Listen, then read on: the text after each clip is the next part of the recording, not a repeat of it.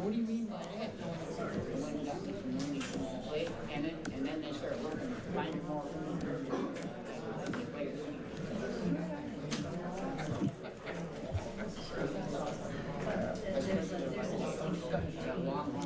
Welcome to the Charter Township of Comstock Board Meeting, Monday, September 15th, 2025. This meeting is now called to order. May we please stand for the Pledge of Allegiance.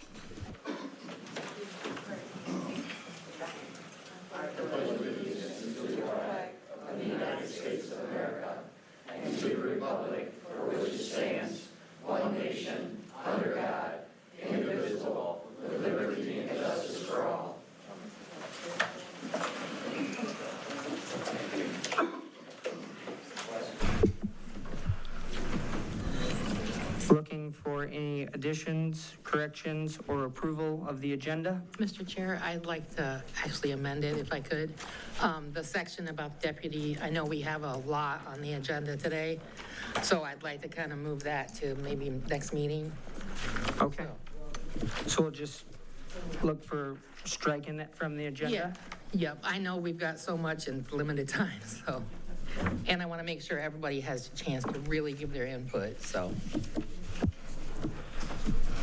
Treasurer Bloomfield? I would like to add soil friends discussion on the conflicting state laws. Where do you want And I think we should put that, let's put that the first thing for planning and zoning? Or would you like to have it under treasure? It doesn't matter. Because it actually is planning and zoning. Anybody? This is something that came up at the Planning Commission meeting, so if in fact you want to put it there, I think that's okay with me, or under treasure. I don't care. Treasurer Bloomfield, which would you like? I'd like it under planning and zoning, please.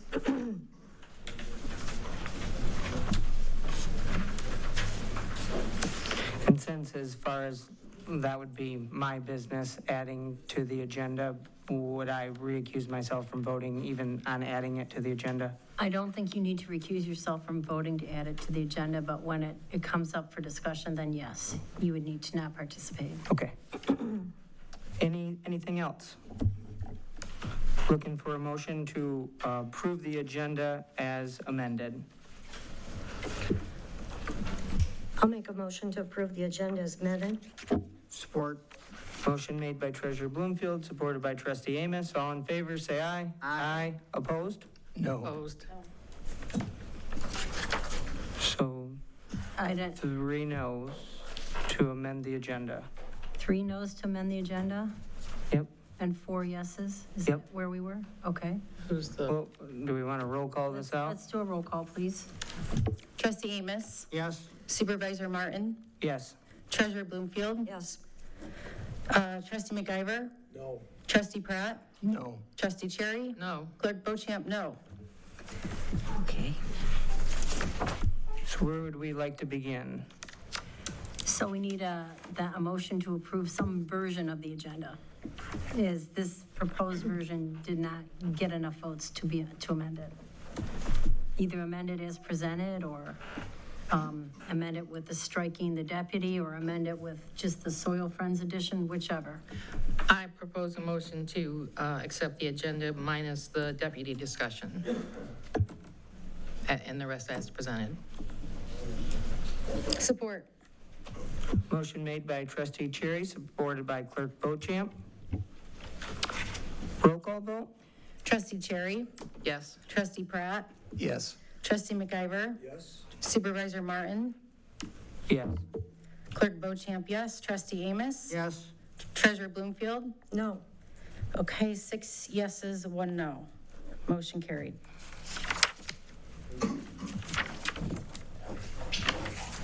Moving along to public comments. A citizen may state their name and address and may speak only one time for no more than 3 minutes. This time may not be given to another citizen to extend their time. The person speaking has the floor, and no other citizen shall speak during someone else's time. During this time, you will be making statements to the board without discussion from the board members, but you are welcome to make an appointment with a supervisor or superintendent to discuss your comments further. The contact information is located by the door. Please keep comments clean and respectful.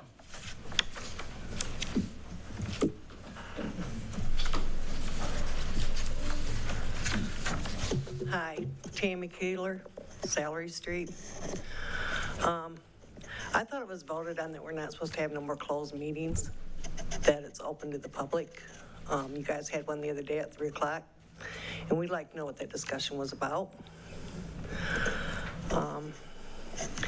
And also, does anybody know why they're up there doing the field on N Avenue? They're up there doing something. I don't know what. And I'm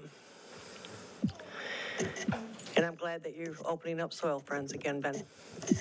Thank you.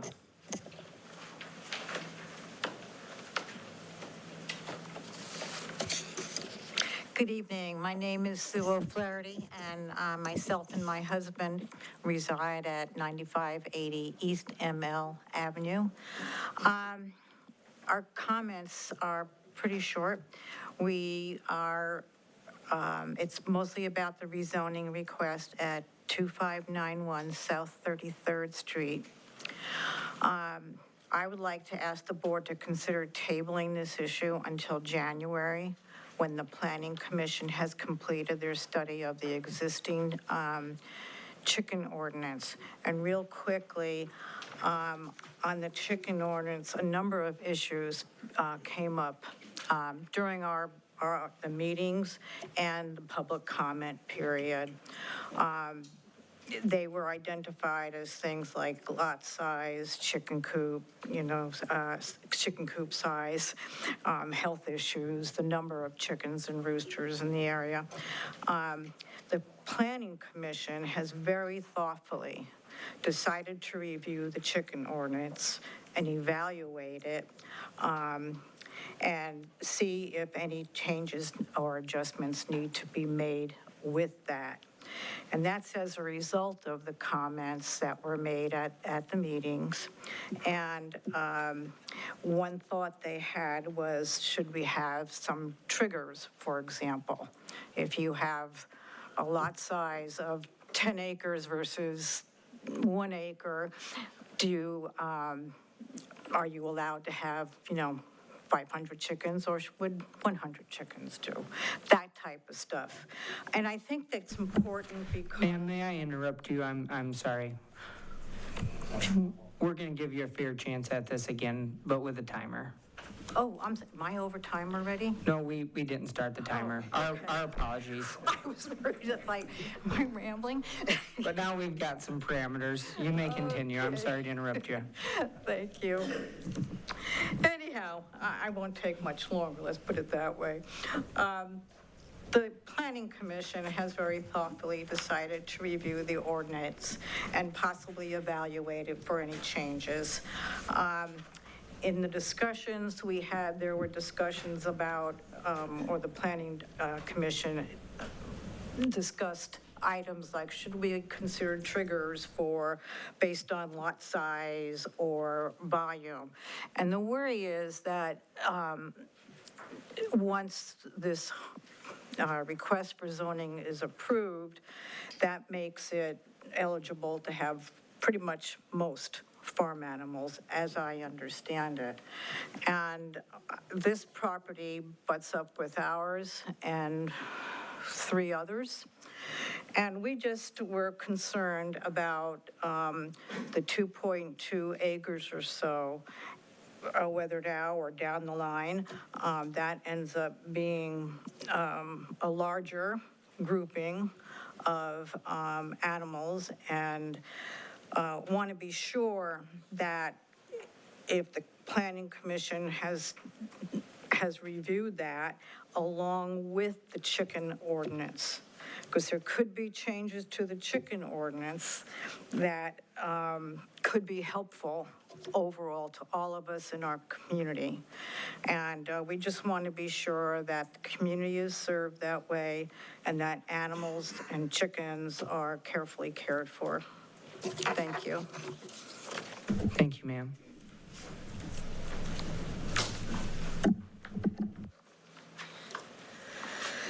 Jonica Camburn, 1078 Verleen.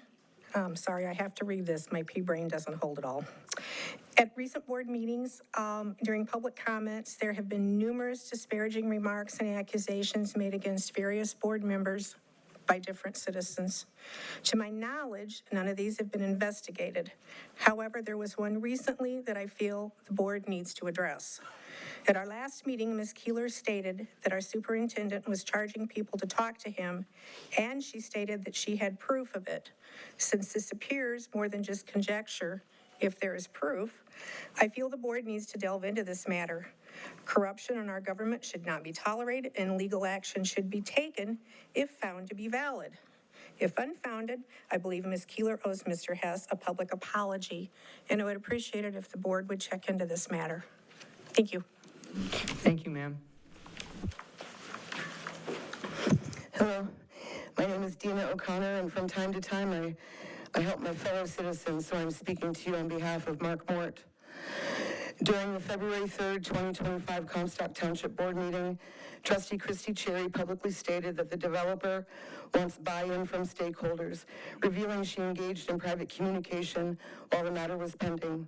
That's ex parte contact, improper, unlawful, and a violation of Michigan land use law. The Supreme Court has made clear in Kirk versus Tyrone Township and Zagman versus Kentwood, decisions tainted by such conduct are avoidable. Though Tanaska's name has disappeared, CIP remains the developer behind this reckless proposal at 7600 East Main Street, adjacent to a school and already flagged by engineers as unsafe. The board's continued push disregards public safety and resident rights. Trustee Cherry's involvement fatally compromises this process. She must recuse herself immediately. Any further participation renders all actions legally defective and invites litigation. If the board proceeds, it will face injunctive relief, vote vacatur, and personal accountability in Kalamazoo County Circuit Court. This project is divisive, dangerous, and being advanced through improper channels. The people of Comstock Township are united in opposition, and we will fight this in every form available. Recuse now or answer to a judge. And in light of my remaining minutes, I'm going to put this in context and read to you the exact quote that she stated. We don't want to keep the moratorium on too long.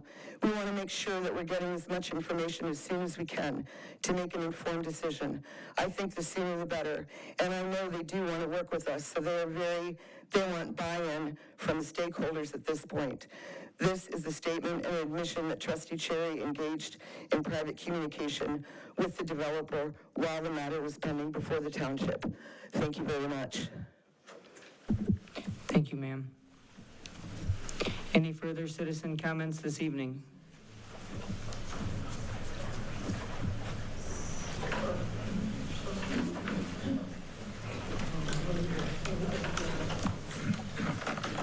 Hi, my name is Rick Mack. I'm a captain on the fire department. I've been on for 13 years. I'm not a citizen of the township, but I work for you guys. So as I understand it, I think you guys are going to be voting today on the insurance 80-20 or 100% compensation package. I just wanted to give our perspective on it. We look at it as a total package. If you were to, let's say, go to 80-20 instead of pay 100% of the insurance, the employees of the township would see that as a pay cut that would end up coming off of our check right? We would take it right out of the check and pay it. So we would be taking a pay cut from that. There's a constant like evaluation that everybody's doing with their employment, right? Am I making enough money here? Is there another place I could go make more money? We recently lost one of our lieutenants who went to Portage. He's making more than I make. Just thought you might want to consider that when you vote on this item. Thanks.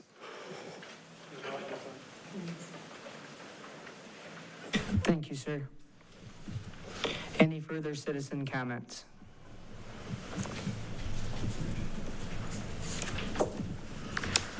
Moving along to announcements for departments, boards, and commissions.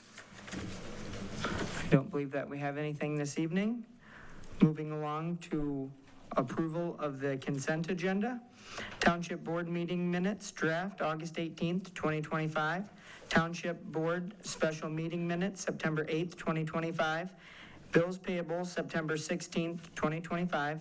Looking for a motion to approve the consent agenda as presented. I move that we approve the consent agenda as presented. Support. Motion made by Clerk Beauchamp, supported by Trustee Pratt. All in favor, say aye. Aye. Opposed? Consent agenda is approved. There are no presentations this evening. Moving along through business to fire and rescue. We have the first reading of ordinance number 558, the Uniform Fire Code Amendments. Good evening. The township uses NFPA 1, which is our current fire code, and our current standard is the 2018 edition. The NFPA updates the standards every 4 years, and generally the township has adopted every other revision. So every 8 years we would adopt the latest, greatest version. It's now the 2024 version would be 2 cycles, and that would be the version that we are presenting to adopt under the ordinance. The key changes from 2018 to 2024, it does address energy storage systems, in particular points to NFPA 855.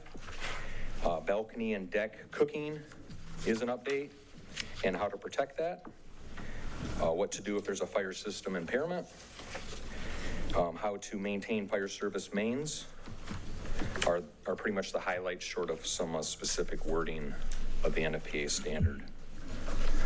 So taking the standard the board has and does do some amendments specific to our township. So some of those amendments to it are basically, what I should say is that the amendments, the fire department is proposing to have the same amendments from the last revision. So the only changes that we had was pointing to a different spot in the code. So as far as open burning goes,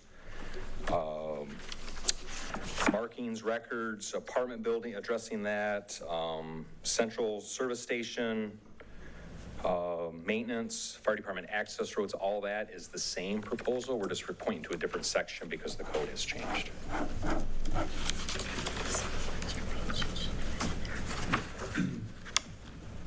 So short of opening up that first reading, I'm happy to take any other questions or help along through the process for whatever I can.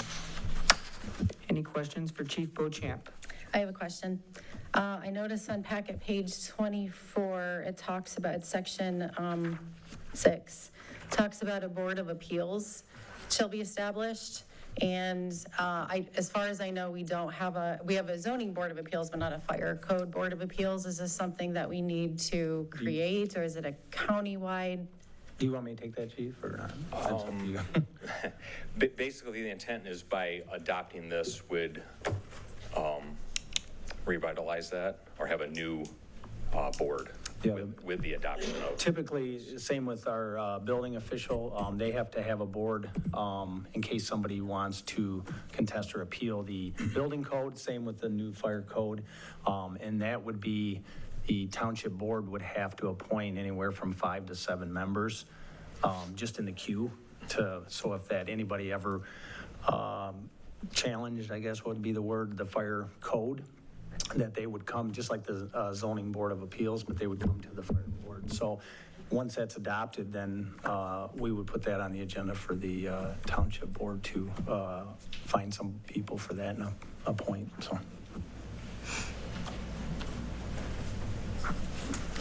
Any further questions? Be looking for a motion. I move that we accept the first reading of ordinance 558, Uniform Fire Code Amendments. Support? Motion made by Clerk Bochamp, supported by Trustee Cherry. Would this be a roll call? Yes. Yes. Trustee Pratt? Yes. Trustee Amos? Yes. Trustee Cherry? Yes. Supervisor Martin? Yes. Clerk Bochamp, yes. Trustee McIver? Yes. Treasurer Bloomfield? Yes. Okay, motion carried. All right, and Supervisor, I just got a quick announcement. We have our annual fire prevention open house scheduled for Saturday, October 11th, from 11 a.m. to 2 p.m. It'll be at Station 9-1 down the street on River Street. We got our flyers are in the queue to be sent out, and hopefully the next meeting I'll send some out again, but be looking for social media on that. We're looking for a big turnout this year. What were the hours again? Saturday, October 11th, 11 a.m. to 2 p.m. Thank you. Station 9-1 River Street. Thanks. Thank you, Chief Bochamp. Moving along to planning and zoning, just so we can clarify, the Soil Friends was not added to the agenda, so for Mrs. Martin with a baby, you don't have any business to handle. Moving along to Casey. Yes, so I have two first readings for you all. The first one is the first reading of ordinance number 559, 2591 South 33rd Street rezoning request. The Planning Commission started this back on July 24th and then had another meeting August 14th. The Planning Commission is recommending approval of this rezoning request. It was a split vote, or 4-3. I'll highlight a few things from Kyle's staff report before we get into the voting. This is a 2.22 acre parcel located on South 33rd Street. The request is to go from R1A to AGR. What spurred this request was that the applicant would like a greater number of chickens than we currently allow. So number one is whether the rezoning is consistent with the policies and uses proposed for that area in the township's master land use plan. And yes, this parcel, future land use should be ag. So that was one of the items taken into consideration by the Planning Commission. Two is whether all the uses allowed under the proposed rezoning would be compatible with other zones and uses in the surrounding area. It was decided that based on the applicant indicating that the proposed rezoning is to allow for a greater number of hens, it is not anticipated that the rezoning would negatively impact the surrounding areas. Three, whether any public services would be adversely impacted by this rezoning due to, again, this proposed rezoning being number of hens. We did not see that it would significantly impact the public services facilities. Even then, if it were to go to ag, ag has a greater uses, greater option of uses than R1A, and we still would not find that that would be a concern. Number four speaks to these proposed uses or possible uses for ag. The ag district does allow for more intensive land uses like wineries, airports, hospitals, campgrounds, but due to this parcel being 2.22 acres, we did not find that as a concern. So in summation, the future land use map supports this from going from R1A to ag. Permitted uses in AGR appear to be compatible with the character of the area, and while the application does not speak to the public services, the indicated intended use is not anticipated to negatively impact them. And that is all I have for you. Any questions? Any questions for Casey? Trustee Cherry? Yeah, so it won't negatively impact whom? The surrounding land uses. So there has been, it was a bit controversial at the Planning Commission level due to the number of chickens and the chickens' well-being. However, it was decided that that was not something we're taking into consideration for the rezoning. That was more of an animal welfare issue or a enforcement concern. Okay, my personal opinion, I feel, how quickly can the Planning Commission get the chicken ordinance set, I guess? I'd say we're looking. That's an answer for Casey because we've been very busy. So Yes. Casey? I think optimistically, we'd be bringing an amendment to you all around January. So it would be around January? Correct. Okay. I mean, my personal opinion, I honestly, because it does affect the people surrounding this particular parcel, I would prefer to have the Planning Commission complete whatever they're trying to complete. I know that doesn't help the homeowners themselves that want the rezoning, but it may, in the end, kind of make it a win-win situation for all involved. So that's just my personal opinion on it. Thank you, Trustee Cherry. Treasurer Bloomfield, since you're on the Planning Commission, would you like to also give us some input before other comments? This was a tough one because according to Casey and the findings, it is in their rights to have it rezoned. But the problem became the neighbors and, like Casey said, the welfare of the chickens and how well they were being taken care of. Just things that the homeowner really needed to get a handle on. And I don't know if they have done that. So that was kind of where the Planning Commission was, where it passed because it was a legit rezoning request. Council, do you have anything for us as far as like, because it's a land rezoning and then the chicken ordinance would be its own, do they need to be looked at separately? Well, yes, and that's why I think the Planning Commission went 4-3, because you take the standards that Casey outlined or referenced in Kyle's staff report. Is it in compliance with the master plan? Yes, it is. Will there be impacts on adjoining properties? Well, you can dispute that or not. But currently, I think the way, and Casey can confirm this, the way this came into the township is there were complaints about the number of chickens on the property and how they were being maintained, because it's currently a residentially zoned property. The master plan shows it as being appropriate for agricultural use. And I think what some of the concerns you heard the neighbors speak tonight is, if we rezone it to ag, which is the request, then it will become a lawful non-conforming. They can have as many chickens as they, can handle at this point under the ag.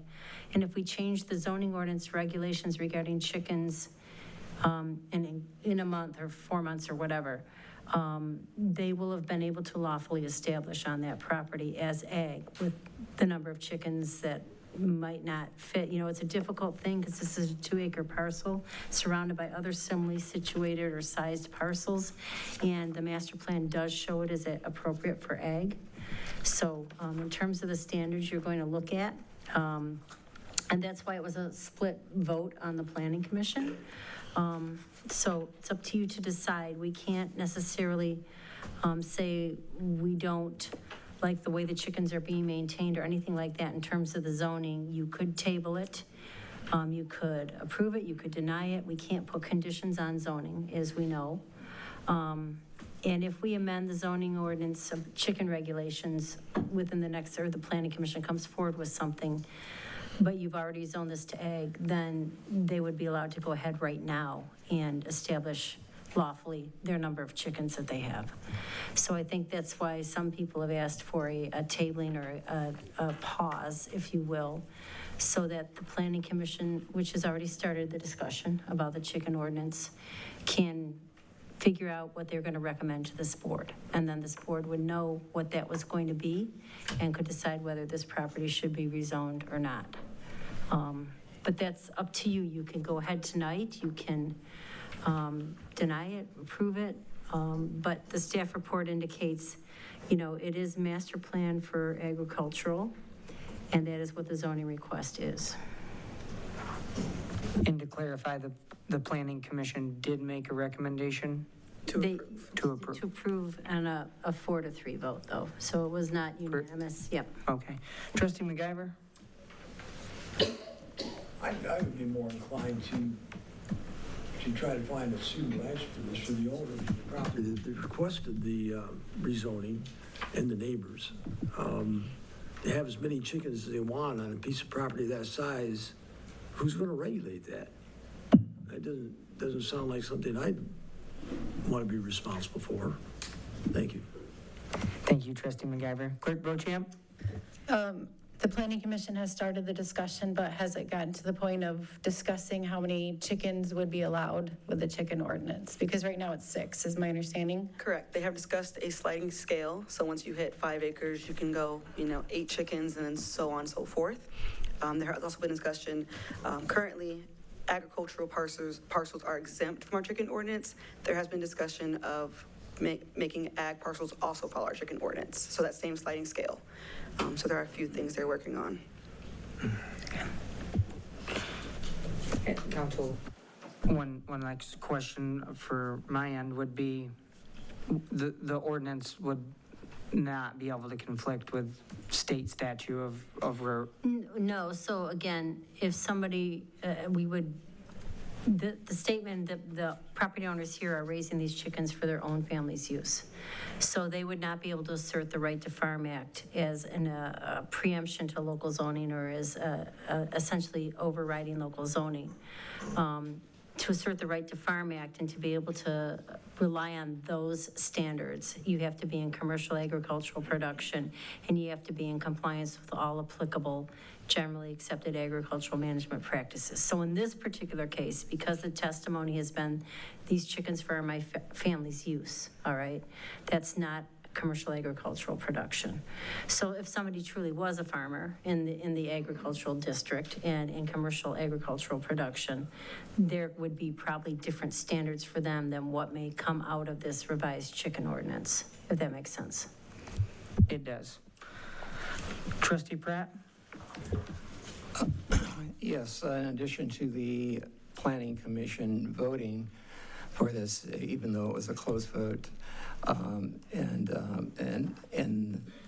the residents' property fits in with what the planning would be in the future, I think that for me is the key. And so I know there's concerns, but I can't vote not to do this if the residence is in compliance with what the current thing is now, and if it's rezoned, he's able to have the chickens, as the attorney mentioned, to feed his family and supply his family. So I've heard enough to make a vote on this. Thank you.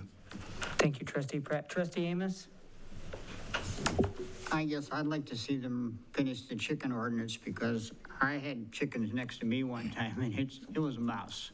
And so I would vote to wait till the chicken ordinance has been written and is complete. I would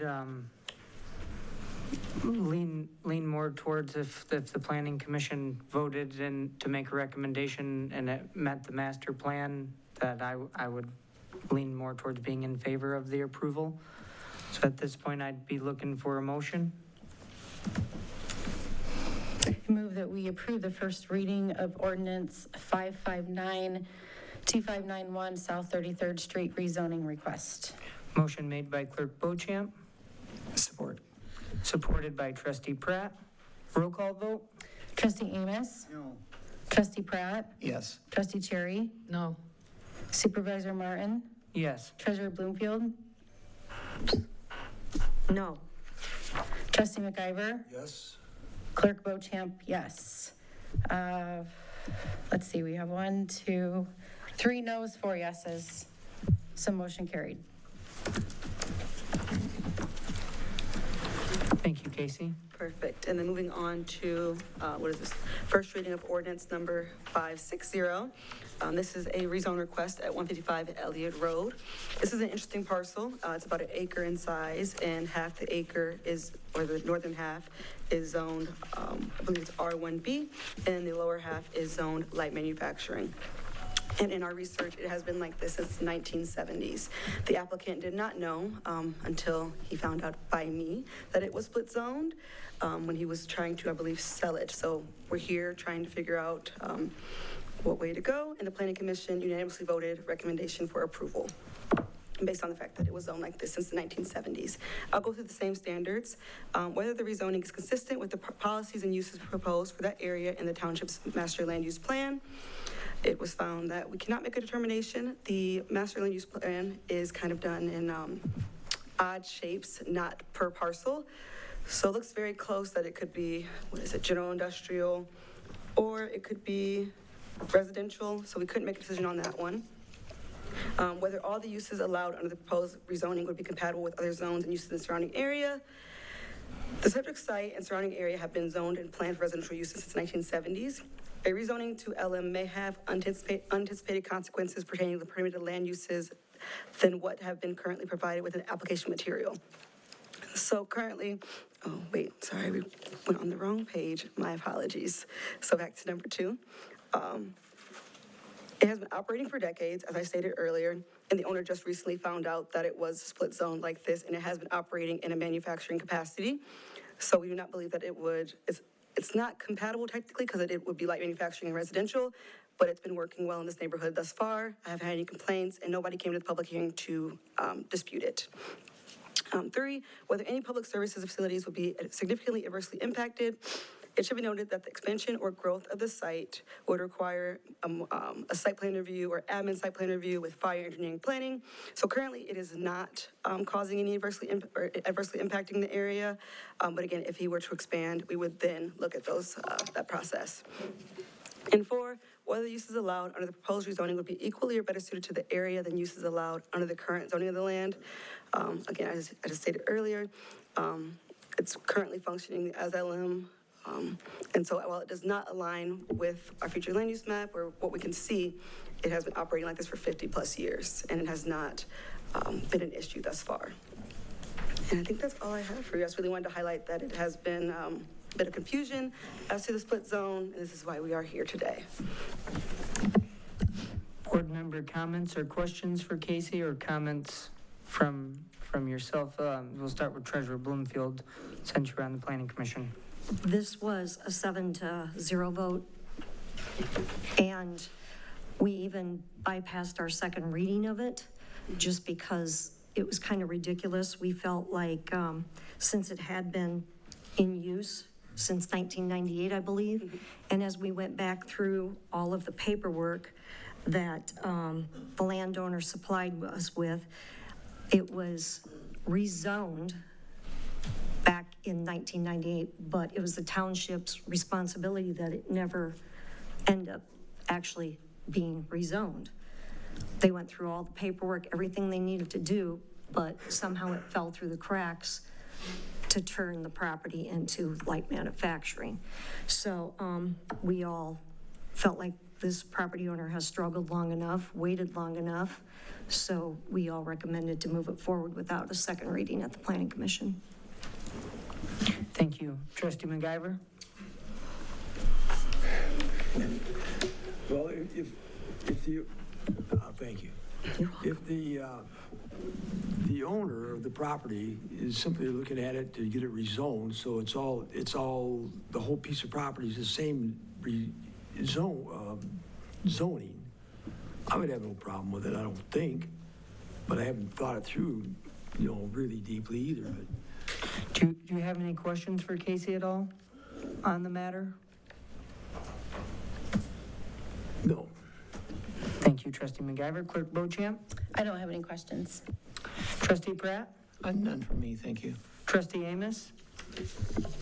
Well, if this in my view is a mistake of the township, is that not correct? I would default to our attorney. There was a lot of old paperwork. I'm not sure exactly what happened, but this property is split zoned. It has been used in an industrial way for many years. That's all I can say. I don't know if it's the fault of the township. I don't know what happened or didn't happen, but it currently has a split zoning, as Casey indicated. So there is, I think if we looked at the picture, there's a building on the property already. And so obviously it's been understood to be some type of manufacturing for a long time. I don't know where the error happened, though. I don't really think I can, say for certain how that happened. Thank you. Anything else, Trustee Amos? Didn't Ms. Bloomfield say that it had been changed years ago and was never recorded? In our board packets for the Planning Commission, Mr. Brooks had all the paperwork from the rezoning. And I'm talking way back. I'm talking Mim Shannon, if anybody remembers Mim Shannon. So it was a long time ago. She was just one of the board members that I recall on it, Jerry. So. Well, I guess I understand this as being a mistake of the township, and I think you need to approve this and make it to light manufacturing. Now, it sounds to me like this guy bought this property and had the building on it, and that's what it was used for, and I think you need to take care of it. Trustee Cherry? I have nothing. I watched the planning commission meeting, a lot of paperwork. So it's been there for a long time, and it sounds like it's pretty well industrial fitted with water and gas and sewer. Would it be appropriate if the applicant took the podium for any questions for any board members? Or Yes, if you have any questions, yes. Does anybody have any questions for the applicant? Is it right to give the applicant an opportunity to speak even if we don't have questions? If you want to, yes, you can ask for information or whatever you want to say. Do you have anything for us this evening? I'm Jeremy Brooks, 155 Elliott. I really don't. I think all the paperwork speaks for itself. It pretty much set a precedence. Actually, the board even voted for a industrial tax credit for the building to be built way back when. So I think it's just where it makes sense to bring it back to code or what it should be. So thank you. Thank you, sir. Any questions? Any questions? No. Thank you. Thank you.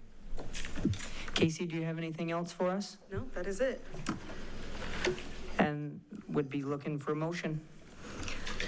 I make a motion, we approve the first reading of ordinance number 560 at 155 Elliott rezoning request. Support. Motion made by trustee Cherry, supported by trustee Amos. Roll call vote? Supervisor Martin? Yes. Trustee Cherry? Yes. Trustee Amos? Yes. Treasurer Bloomfield? Yes. Trustee Pratt? Yes. Clerk Bochamp, yes. Trustee McIver? Yes. Okay, motion carried. Perfect, thank you. Thank you, Casey. Moving along to Clerk Bochamp. Okay, we have, Comstock Schools is requesting a parade permit for their homecoming parade on September 26th, starting at 5 p.m. They start at the church on H Avenue, which is on 26th Street, right across from the, it says here high school parking lot, but it's middle school. To the high school parking lot, I'm sorry. So the church on H Avenue, down 26th, into the high school. The road commission has approved their road closure application, so they're just requesting that we approve their parade permit tonight. Any questions for Clerk Bochamp? Pretty straightforward. Be looking for a motion. I make a motion, we approve the Comstock High School parade permit. This motion made by Support. trustee Cherry, supported by trustee Pratt. All in favor, say aye. Aye. Aye. Opposed?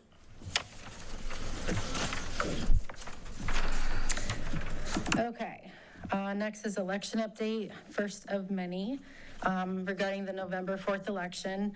For those on our permanent ballot list, the ballots will be mailed out at the end of next week. We have approximately 3,400 voters on the permanent list. Voters can check the status of their ballot at michigan.gov/vote. The public accuracy test will take place here in this meeting room on October 9th at 9 a.m. Each jurisdiction in our county conducts the test at the same time. Our military and overseas voters will be sent their ballot by September 20th. Sample ballots are displayed on our website, which you can find by clicking the elections and voting button. Just a reminder for those who used to vote in precinct 7, precincts 5 and 7 were combined into one precinct, which is now precinct 5. And they vote at the Church of God Family Worship Center on H Avenue. Also a reminder that this is a local election with local proposals, and early voting will not take place this election. Early voting only takes place before state and federal elections. And just a side note, not elections, but cemetery. I also just wanted to announce that the Comstock Cemetery, the old section, the road will be closed tomorrow for grading and Wednesday for milling.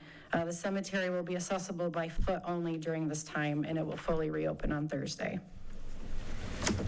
Any questions for Clerk Bochamp? Thank you. Moving along to treasurer, accounts payable procedures. Brett and myself and Deputy Treasurer Knight have been working on this for some time. And Brett, did you want to speak to this? Because I think the only change that we made is what the board recommended was we raised the superintendent's authority to go to 5,000 instead of 1,000. Yeah, I think that was the only change from the version you saw before, was reinstating that $5,000 emergency expenditure for the superintendent. I don't think we made any other changes. I don't think any other were recommended, if I recall. Is that correct? That is correct. Okay. I do want to also give thanks to Deputy Clerk Kelly Sims. She worked on kind of the shell of it with me because she's directly impacted by this policy. And then we kind of just fine-tuned it to make it more acceptable. So we're finally done with this one. Thank you. Thank you for all your help. Same with Kelly. Any questions? Trustee Cherry? Trustee Amos? Trustee Pratt? None. Clerk Bochamp? I don't have any. Trustee MacGyver? No, thank you. Treasurer Bloomfield, you have anything for us? No. I have no questions. Be looking for a motion to approve the accounts payable procedures. I move that we approve the accounts payable procedures as presented. Support. Motion made by Clerk Bochamp, supported by Trustee Pratt. All in favor, say aye. Aye. Opposed? Procedure approved. Weather siren discussion, vendor comparisons. Next, I would like to come on up, Deputy Treasurer Knight, since he has been working on this and he has one of the gentlemen here with one of our proposals, I'd like for him to take over. All right, so we finally got the sound study back from West Shore Services, and they still recommend us going with 10 sirens. Jeff is here tonight from West Shore Services if the board has any questions. He would also like to speak, if the board will have it, on why they think 10 sirens is better for us than 9. Also in the agenda packet, I asked Brett to prepare an analysis regarding ways to purchase this. He said he will speak to that if the board also has any questions to that. Let's hear from both of them. Jeff, would you like to come up first? Sure. Good evening. My name is Jeff DePelk. I'm from West Shore Services. I appreciate the opportunity to provide a proposal. We actually installed your old system when we moved it over from the nuclear plant. It was here for a number of years before it was removed, so I'm pretty familiar with the township. I know that another vendor provided a proposal, which I haven't seen, like what they use for their justification for 9 sirens, but as we look at coverage for the township, we still strongly recommend 10. If you're pretty much set on 9, I could take a look at their proposal and see if we could run that through our sound study and see if we could, figure out some way that we might compromise that. But we basically feel pretty strongly that 10 sirens are what you need. As far as the price comparison between us and the other vendor, if we were to remove 1 siren, we'd be just slightly less. So these proposals are very comparable. The one thing I'd say just that I think is pretty important is we take care of most of the sirens in Michigan.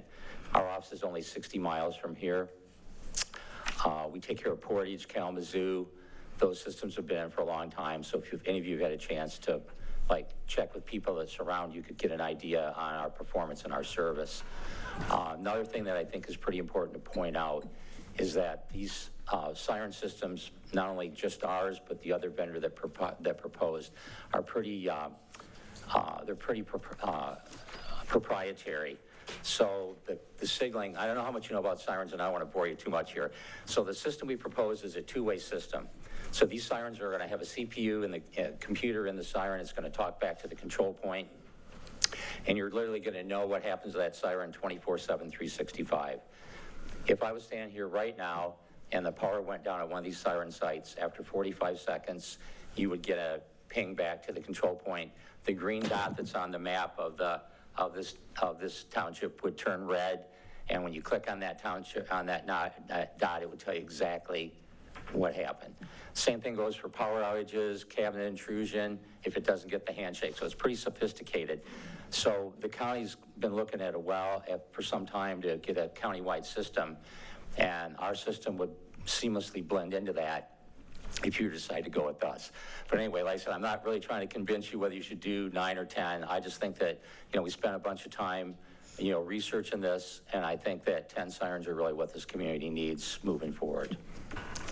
So if you have any questions on the proposal, I'd be happy to try to address those. Yes, I had a question on the encoder digital software. Yes. As far as at the end of it, it's excluding IT for the total project estimate. Is that what you're referring to as the encoder software? It is, and our proposal didn't include the IT because there's very little IT involved. So this is not an IT system. We'd simply be working with the township's IT provider to get the connectivity of the fire stations that we'd have to use your supplier for. So there's really no IT to be provided by us at all. That encoder that it refers to is, there's two parts of the system. The encoder is a little black box. So if the computer at the control point fails to send the signal, the same buttons are on this black box. So if the computer freezes up and they want to push a tornado warning, they can push it on the black box if they're not going to use the computer. And so the total project estimate, that would include the software then? Yeah, the software is included in our project. Yes, sir. Thank you. Any questions? Treasurer Bloomfield? No. Trustee MacGyver? No. Clerk Bochamp? None. Trustee Pratt? None. Trustee Amos? No. Trustee Cherry? Probably a stupid question, but there's 3 different sirens on here, correct? Like 3 different models? There is. You're going to use the one on the far end, which is what matches everything else in this county. So what is the difference between the 3, and are these 2 better than this one? Because this is the one that's the 27,000 per unit, correct? No, the one that's, again, I want to make sure I'm looking at. Yeah, okay. The one on the right over there is a 2001 siren. Okay, I know that's confusing because it shows all the sirens that Federal has available. Okay, so the difference is, and William and I talked about this, the siren on the far left, which has all the donuts, that is an electronic siren. And we're not necessarily recommending against that if you had a park or something you wanted to put that in. But as far as a community system, we generally don't use those because they're very costly. And an electronic siren makes the same sound as a motor-driven siren, which is what the siren is that we recommended. But the voice doesn't cover as far.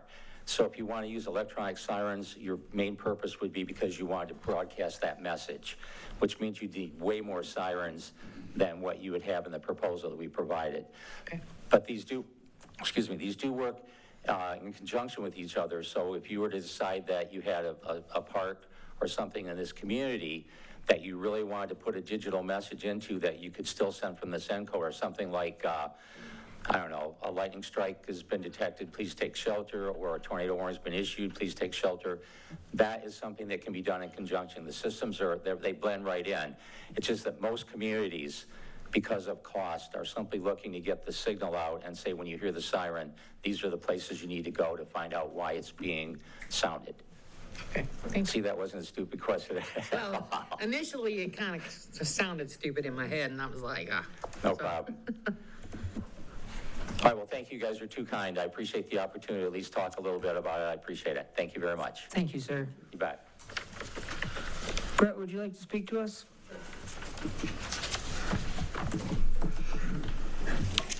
So if you recall, I initially provided this letter back in July with some numbers and some options of how you could purchase. I just wanted to, because it's been a few months, update the numbers for you. So estimated purchase cost is about the same. It said 280, I had it at 282, so it's pretty similar. The projected year-end fund balance is now 845,000-ish, down from 871, which would put you at about 15%. If you made the purchase, you'd be about 15.7% of our annual expenditures for next year, rather than 15.9. So not dangerous, but we try to give that 20% goal for in case of emergency. So, I mean, if you're looking at 10%, it's like a no-go. 15.7% may be doable. That's up to you all if you want to go below that 20%. If you were to make the purchase this year.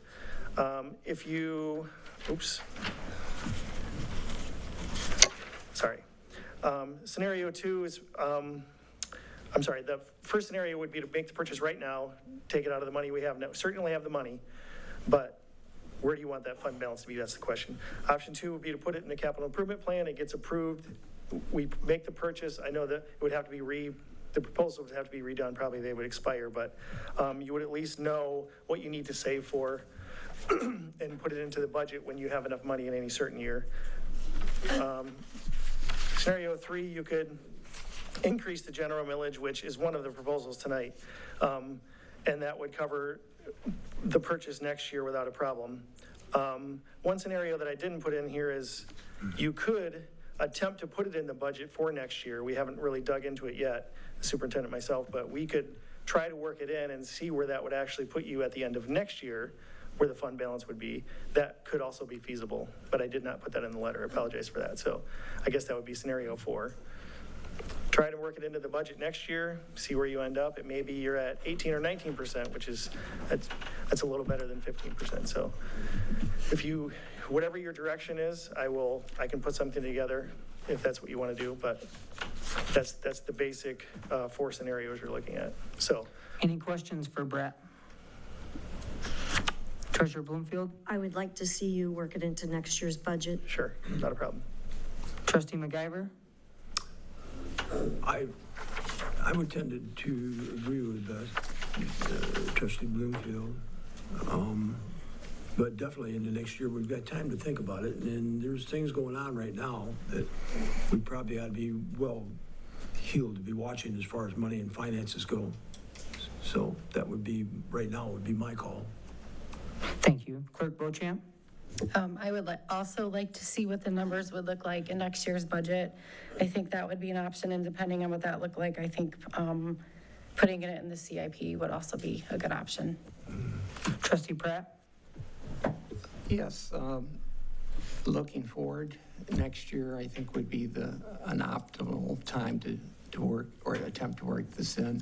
I know at previous discussions on sirens, there had been some discussion concerning perhaps putting this on a ballot to see where the residents stood.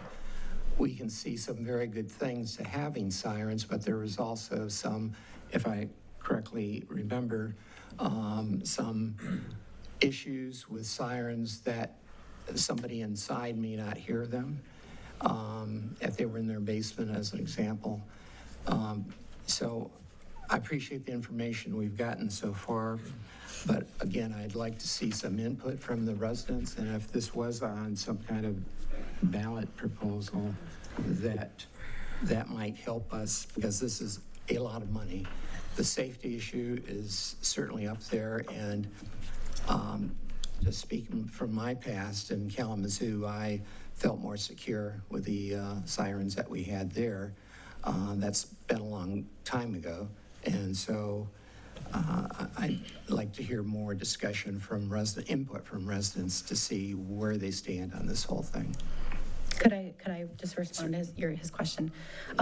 My understanding is we can't put an advisory question on the ballot. It would have to be a question of money. So like we'd have to ask for a millage or special assessment. So unless we're asking for an increase in a millage, that's the only way it could go on a ballot, but we could put together a survey. That's right. That could reach, we could mail it in December's tax bill. So it'd go out to all the residents and give them an opportunity to respond at that time. Okay. That would be an option. Thank you, Trustee Pratt. Thank you, Clerk Beauchamp. Trustee Amos? I also would like to see it be put into next year's budget. Thank you. Trustee Cherry? I love the survey idea. I think I liked it when it was suggested before. So just to see where the majority of the residents do stand. But we can still also look into putting it into next year's budget as well. I mean, there's no reason we can't combine the two. Thank you. I have a couple questions as far as the time frame that next year's budget would be finalized. When would that be? And then when could we take action? And then after we answer those two questions, a question for Jeff would be lead time and then installation time. And then that way possibly we could maybe implement it next year during when we would actually need tornado sirens and not miss another spring? Sure. So we'll start with Brett with the first one, or Scott? Well, yeah, I'll take that. I was gonna pipe in there a little bit. So this was under my report, but we'll go to it now. So, capital improvement project, because I don't want to get it mixed up with CIP because there's all these acronyms. So capital improvement project, we had a meeting, we have what we call submittals from all the departments. So we should have those back, and then I should have that report to the board on October 6th. And I will include those weather sirens in there.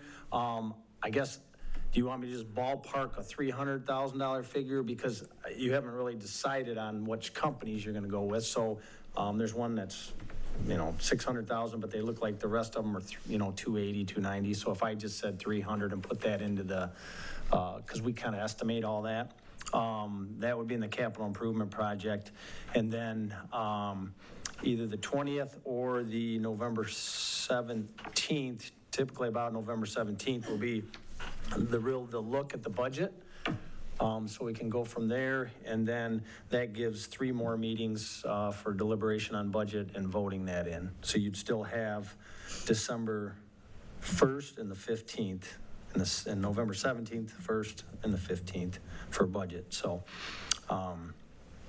so we will get the capital improvement by the 6th, and then that will give you the next meeting, the 20th, to kind of, if you didn't vote on it on the 6th, you could vote it on the 20th, what you want to implement on the CIP into the budget, and then go from there, vote on the budget. Could the board take action in early January then?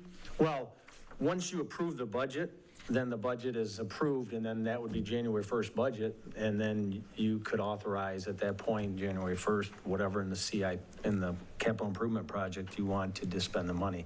Typically, if parks is involved, or cemetery, or any other vehicle purchase or anything like that, typically that's done, vehicle purchases in February, because that's the best deal through my deal. But then, it depends on what time frame is, but that gives the whole year of 2026.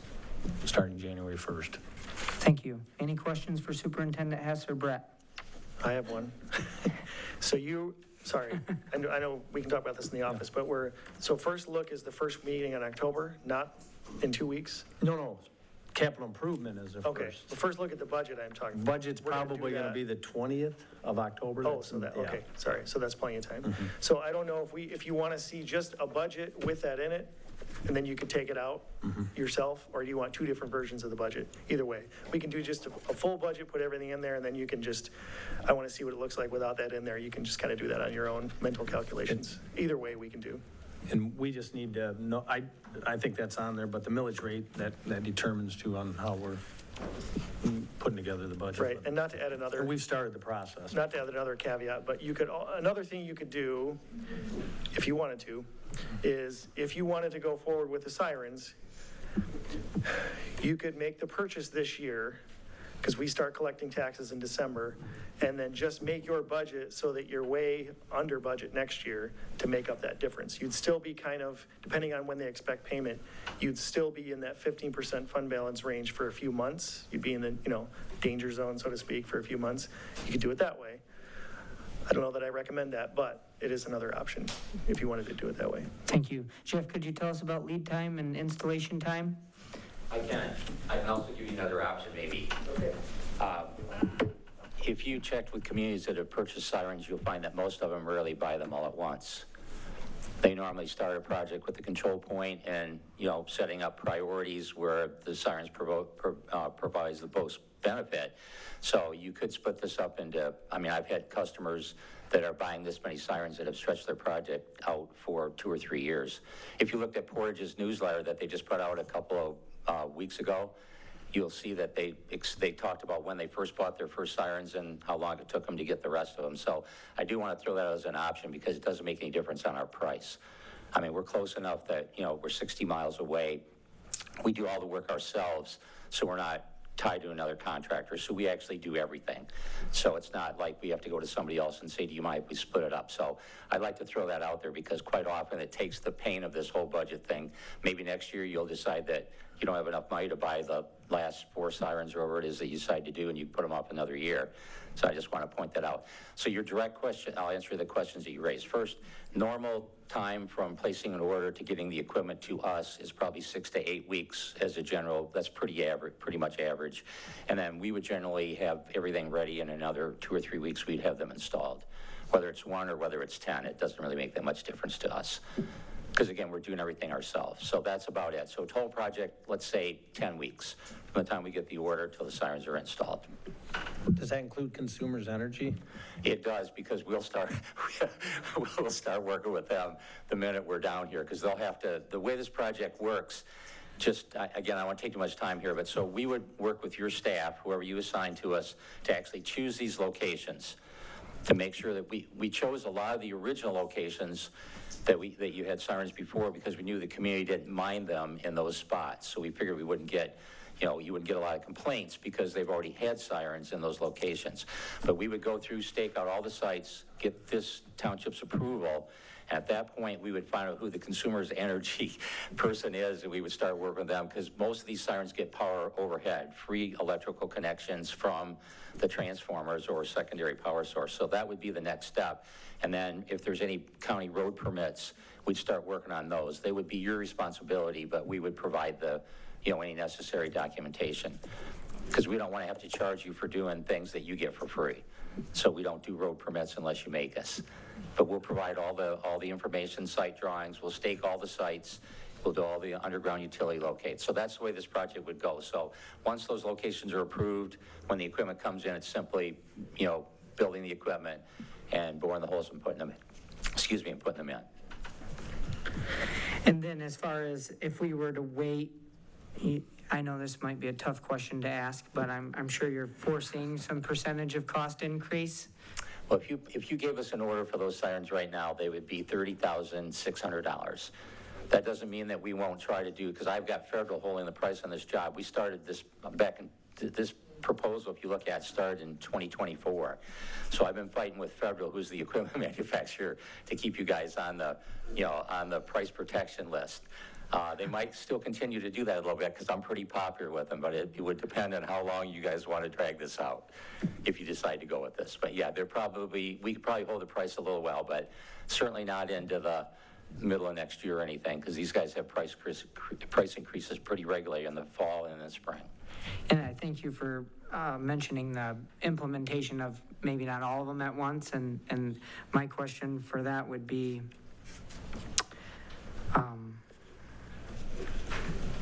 if I didn't want to discredit the sound study that you did for 10 of them to ask you for 5 of them, but then if we were to look at that, would you label them priority? Do you have some sort of criteria that you would follow to give us some insight on which ones, if you were to implement half and then the other half? I would. I'd work with the township to determine, because obviously we're looking at population density. Do you guys have any trailer parks here? Mm-hmm. Yep. Okay, so trailer parks they're tornado magnets. So we would look at a trailer park, anything that was a trailer park, we would try to put in the first priority. We look at population density, and we look at schools and parks, places where there are lots of outdoor people. Because one of the gentlemen here mentioned indoor coverage. Yes, sirens are meant for outdoor coverage. If you hear it in your house, it's because of 2 or 3 things. 1, the siren's close to your house. 2, you're not blasting, sound, you're not blasting a movie at 110 dB, which no one can overcome that, even if the siren's right next to their house. And the construction of their house. Older houses obviously aren't constructed as well, so the sound permeates in there a lot better than a new house that's now tried to make it soundproof. So that's what we would use as criteria. We would sit down, but that would be not something we would decide by ourselves. We would do that in conjunction with the township, because you guys know a lot more than we do. But you would ask us the questions that would help get there. Exactly, and then we would actually survey those sites physically, drive out and survey those sites physically, and make sure that we're all in agreement that that's it. And I do want to point out that I don't care if it's 1 siren or 5 or 3, whatever you guys decide to do to get this project started does not matter to us. Any further questions? Thank you for your time, sir. Appreciate no problem. that. Thanks a lot. I appreciate seeing you guys. Thank you very much. Anything from anybody else?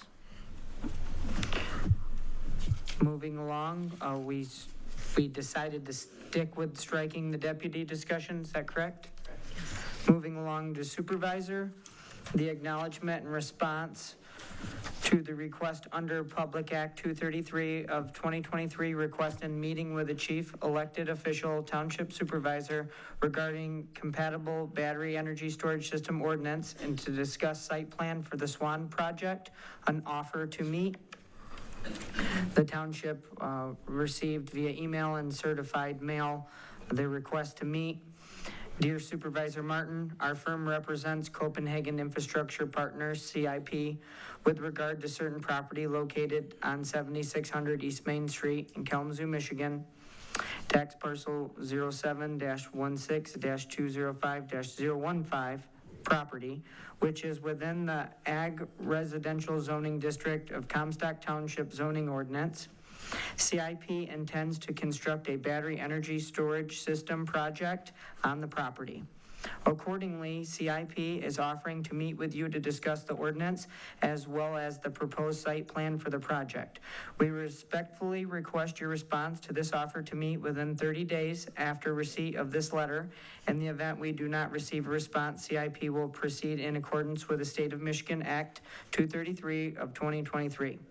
In addition, CIP asks that you please confirm to us in writing that the township does not currently have a compatible renewable energy ordinance as that term is defined under the Act. We thank you for your timely attention to this request and look forward to working with you. I responded, good afternoon. We are in receipt of the Public Act 233 letter dated September 4th, 2025. My response is to certify that Charter Township of Comstock does not have a compatible renewable energy ordinance known as a CREO. We want to meet and accept your offer to meet and to discuss the proposed project. Please provide us with your availability to meet and discuss. So we received the letter and then we responded timely. They got back with you yet? No. Moving along to finance.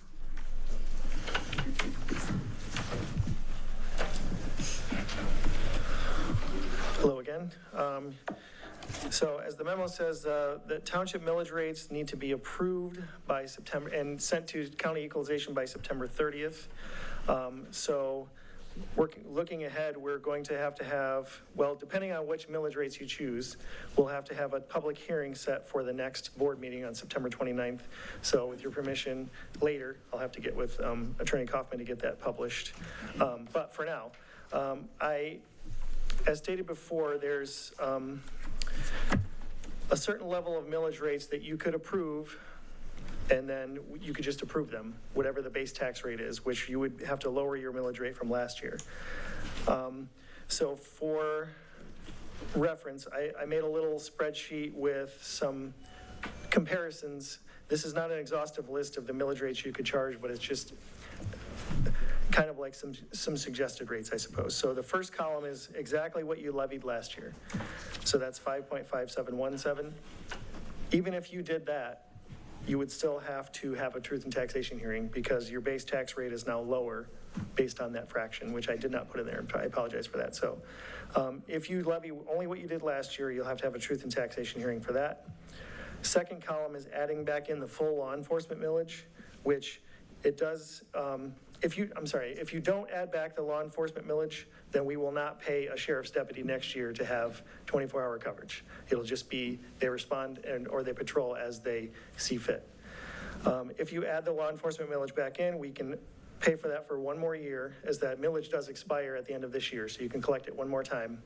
And then you'll have to decide if you want to put a renewal on the ballot, just let it expire and have no police coverage, go with another law enforcement agency, or even create your own police department. So that will be a discussion for the board in the next year of how you want to handle that. So anyway, column 2 is just adding the law enforcement millage back in. Column 3 is adding that law enforcement back in and raising your general millage up to 2 mills even from 1.8484. Column 3 is adding back in the law enforcement, leaving general alone, but increasing the road millage by 1/4 mil, 1.5. Sorry, just to be, for some reference, I kind of gave these choices to you before, and I'm putting them in column format. I'm sorry. That's why these are on here. Next column is adding the police millage in and increasing both the general and the roads. And just for reference, the far right column is the maximum allowable you could charge if you really wanted to. And that's a huge increase. And if you look at the bottom row, that's just how, if your house has a taxable value of $100,000, that's how much your taxes would increase just from those millages. Now, obviously, they're going to increase with taxable value increases as well, but that just shows what they would increase based on the millage changes only. So I know that was a lot of information at once. Is there any questions? Again, you could raise or lower. The library and the senior millage will remain the same under any circumstance because that's what they want to charge. But those other three, you have some wiggle room. You could do anything you want with the roads, with the law enforcement, or with the operating at any level in between. I put these on here for your reference. So my goal tonight is to at least get a feel for what you want to charge so that I can get that to equalization. He can present the calculation sheet that we can have at the public hearing at the next meeting. That's the goal tonight. Thank you, Brett. Yep. Any questions for Brett? Trustee Cherry?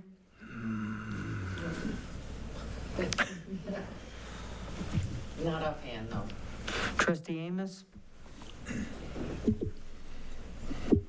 Why did we have to add in for the law enforcement? So if you remember last year, we had, because the law enforcement costs were lower than expected, we had enough fund balance to pay for an entire year of law enforcement without charging the millage. So we didn't charge it last year. But now that money is exhausted, so we need to put it back on the ballot, or back on the tax bill, not the ballot, to pay for one more year of police. Okay, that's what I thought it was. I just wanted to make sure I was right. It wasn't necessary to charge it last year. Trustee Pratt? No questions. Thank you. Then as far as the law enforcement component, and then can you plan to budget that from the general? How would that work? You could. I mean, if the law enforcement millage must be used for law enforcement, the general millage can be used for whatever you want it to be used for. So you could supplement with the general fund.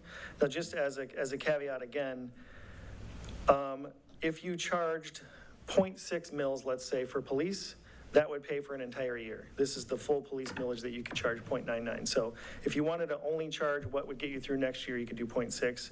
The 0.99 would give you some extra cushion in your fund balance, I guess. If you couldn't get anything past the next year, you could pay for some law enforcement a little bit the next year maybe.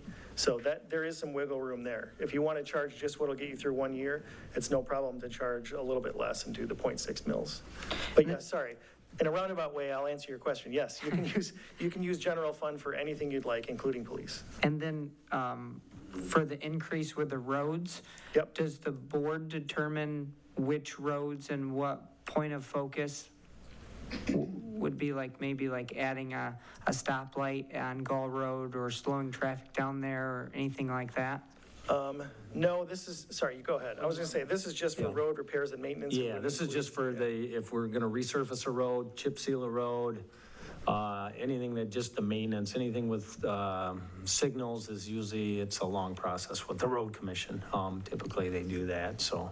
And how is that? Is that just from the road budget itself? Yeah, well, it's from the road budget, and then there's a PASER rating that we look at with the road commission. Brett's been on it forever, sits with me, and anybody else is more than welcome, and we kind of go around and see where the lowest rating roads are and what maintenance is, if the maintenance can help the road, or if it's a remill, then that's a lot more money, so we have to determine. The goal, I think when we started, it was to have red is not good, so we tried to get rid of all the red. We made a lot of headway on it, and then we had a hiccup with the county that wouldn't allow us to capture the road millage, which was, at that point, I think we beat it in court. That was illegal, so then we got it back, and this is where we're at. How do lights work as far as adding lights? Where does Well, that's a study that the county would do, even stop signs, everything. We have one right now in the Casper neighborhood that there's a speed issue there. They're looking at speed deterrence, whether they're road bumps, the speed bumps and stuff like that. But then, once those are done, then they come back to the townships and say, okay, the study's done. If you want a light there or you want something, you'll have to pay for that. But typically, those are harder ones. For instance, I know just because of all the roads in the county, I think it's D Avenue, corner of 12th by the highway there, in Cooper Township. It's a four-way stop, but the traffic has gotten so bad that they're going to put a light in there. So it's hard to get a light. Would that be an expenditure from just your general fund? It wouldn't be our expenditure usually. It would be the road commission's expenditure on that. Interesting. Trustee Amos? Thank you, Scott. Did we ever finish the 10-year project where we were going to touch every road and we were putting? I don't know that right off, but I can look I have the list of every road we've done since I've been here, so I can see if we've touched every road. I was just curious if we had ever. We've done a lot more than we would have without the road millage. Yeah. I know before, when I first started, we didn't have the road millage, and we were basically chip sealing the roads that were still good to keep them good and doing nothing with the roads that had failed. But with the millage, we've been able to knock off those, as Scott said, the roads that are in red on the map, the ones that are a complete reconstruct. A little bit at a time, because they are like $450,000 a mile, so they're a little more expensive than the chip seals, but we have been able to knock some of them off. And you remember there's a primary road and secondary roads. Right. Primary road is the responsibility and the cost of the road commission, like Comstock Avenue, your favorite one over here where they put in turning lane, we didn't have a say in that, and then River Street, just a lot of them on the map are not our responsibility, but the other roads are, so. Didn't we used to throw in an extra $250,000 or something like that to get this done? He's talking about the match, that the county will match us with PAR funds. So. Yep, I think it was 200 and, don't quote me, like 256,000 last year. That also came from the road millage, so they give us a certain amount of money, we match that, and then we pay a lot more in addition to that with our road millage. So we match theirs and then some, like 3 times as much, at least. So, yes. Thank you. Clerk Beauchamp? I don't think I have any questions. I sat down with Brett probably 3 times to get my brain around this, but just some comments. I do think that obviously we want law enforcement, and we did not levy the millage last year, so I think it's really important that we at least cover it. We have the millage through next year. Next year we'll be talking a lot about what to do moving forward, whether that's a millage renewal or different options. So I definitely, that's kind of one of our big issues in our community. I don't think we want to go without police millage, and the rest, I guess, is. Can I just add, just make sure that we explain the police millage. So the police millage started out to be $125,000 a year, and that was 4 officers, 24/7. Per deputy. Per deputy. Per year. I'm sorry, yes, per deputy. Yeah. But that gave us 24/7. And myself and a couple other managers went to the sheriff's department because we were paying for the highest paid person at the sheriff's department. And that's why it was costing roughly the $125 per officer. So we trued that up and brought that dollar amount per officer about $90,000. So, and we were still collecting, so it was saving that money because that can only be used for law enforcement. So this past year, we had enough in the reserve that we could say we're not going to charge the residents this year because we had enough money by truing that cost up to pay for it. And then now we're at the point where, so we saved a year by truing up that number. So, but we never lost coverage. So I just want to make sure that everybody understands that. So. Right, and I'm sorry to interrupt. As I mentioned, the true amount that we would need is 0.60 mils, and I can probably do a calculation and tell you how that would affect taxes, but it would be less than what's on there. Just wanted to remind you of that. Thank you. Trustee McGyver? Well, it certainly looks like we might be needing some extra money in the general account, but Brett, can you expand on what your thinking is and tell us what you think would be the best thing to do? Well, the only thing I 100% recommend is charging something for law enforcement so that we can pay for that deputy next year at least. As far as the other millages, I mean, it's always good to have more money, but it's always on the backs of the residents as well. I mean, you are providing them the service, but they are paying for the service. So you've got to weigh You got to weigh what's best for the community. Is the higher tax, even though they're paying the higher tax, is it better for the services? I guess that's what you have to decide.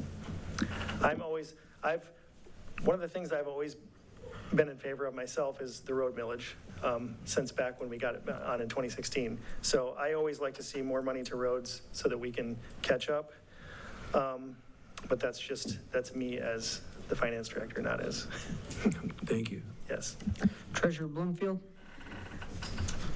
I like to see the ad for the law enforcement, but Brett and I met with Sarah, was her name, from the. I believe so. Yeah, I think her name was Sarah, from the Treasure County. And correct me if I'm wrong, Brett, but I believe we are the highest foreclosure in the county, in this municipality. And Probably not as high as the city, but for townships, yeah. possibly, yeah. So this, I think we need to really think about this, because I know that our residents are struggling already to pay their taxes. And a very intelligent man once said to me that millages, you have to think of them as a lien on your property. They just never go away. And it just seems like money is tighter all the time for everybody. And so we really need to think long and hard about what we want to throw at our residents when they're already struggling. Thank you, Treasurer Bloomfield. So, question for you, Brett. Sure. If it were to stay the same without an increase levied from last year, is there any way to get creative with a general fund reduction of expenditures to offset, to pay for the police through the general fund? Or is that an unheard of thing that municipalities just don't do? So let me see if I understand your question. So rather than putting the police millage back on, increase the general millage and pay for the police out of the general? No increase in millage, just your general fund. Okay. Paying for it through your general fund. I mean, yours 90, what is that, 400? With some creativity of Right. reduction of expenditures. Yeah, well, you'd have to cut 400,000 out of your general fund budget, because that's how much the police millage would generate. So you could, but it would, I'm not sure where you. So you'd have to essentially figure out how to carve out $400,000. Right, yeah. Any other questions? I have a question. Actually, it's not a question. I just want to say that that's one of the reasons the Planning Commission, one of the reasons the Planning Commission is working on accessory buildings instead of our residents going and leasing a storage somewhere. We thought if we get this ordinance done, that we can create revenue with letting our residents build buildings to store their own things. So we were just looking at another way to create revenue, and I think that's going to be a good thing if we ever get it done, since we're so busy at the Planning Commission. One last question for this is, so tying on with that, is there a way that if you were to increase revenue to offset that, would that be a possibility? Offset it how? I'm sorry. Well, you would look at an expenditure of $400,000, but then if you found a creative way to generate $400,000 of revenue additionally, wouldn't it be kind of a wash? Sure, if you raised $400,000 without using taxes, is what you're saying? Yes. In another way? Yeah, of course, yep, you could supplement it that way. But that little slice of the pie that we actually get from the municipality is much smaller. Right. Right. Yeah. So bottom line, let me say this. If you did nothing but put the police millage back on at the 0.6 that's required, it would not hurt your general fund. It would not hurt. To not raise those other millages, it wouldn't put the township in a bad position. You just wouldn't be able to do any of the bigger projects that you're looking to do, that's all. You wouldn't be hurt by it. Thank you, Brett. Yep, you're welcome. I do actually have a question. So how quickly would you need that $400,000? Like For, oh no, it's it's quarterly. Quarterly? Yeah, okay. We pay the police quarterly. So 90,000 probably sometime in April would be the first payment for next year. Okay. Yeah. I'm just concerned if we're talking about finding ways to decrease our budget by $400,000, yet we're talking about a $300,000 weather siren, emergency siren, that math doesn't add up to me. Also, we have the report that we'll go over later. The state revenue sharing is also decreasing. So we are going to have less money coming to us from state revenue. Right. So I would be really concerned to not consider our operating expenses. Any further comments? If you're looking for a motion on this matter? Yeah, I think sorry, not to interrupt again. The motion would be, it's like you're not approving millages, but I guess the motion would be directing me to work with Catherine on what millages we would present at the public hearing, if that makes sense. Yes. Okay, that you would approve them that night, so, thank you.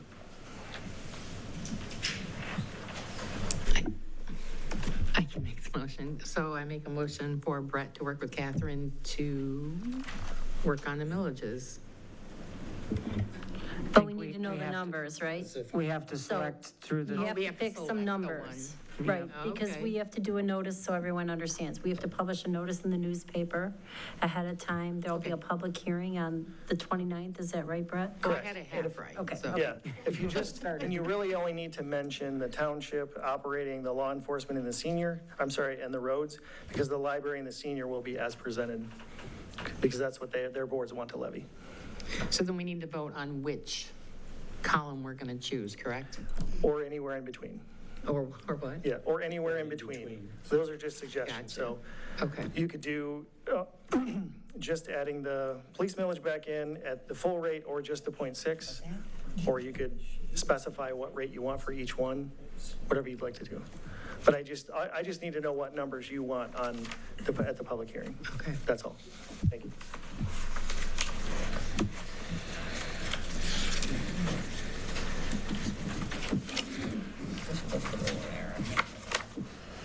Shall I get this party started here? I'll make a motion that we go with the amount levied last year. Support. Motion made by Supervisor Martin, supported by Trustee Amos. Can we do a roll call vote? Clerk Beauchamp, no. Trustee McIver? No. Trustee Amos? Yes. Treasurer Bloomfield? No. Trustee Pratt? No. Trustee Cherry? No. Supervisor Martin? Yes. 2 yeses, 5 noes, motion fails. Now I get it. Got it Okay. started. Yep. So I make a motion to add the law enforcement millage to make it a 6.5637 mils. Motion made by Trustee Cherry.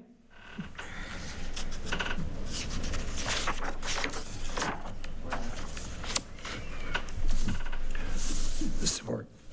Supported by Trustee Pratt. Roll call vote? Trustee Amos? Yes. Trustee Cherry? Yes. Treasurer Bloomfield? Yes. Trustee McIver? Yes. Trustee Pratt? Yes. Supervisor Martin? No. Clerk Beauchamp, yes. 6 yeses, 1 no, motion carried.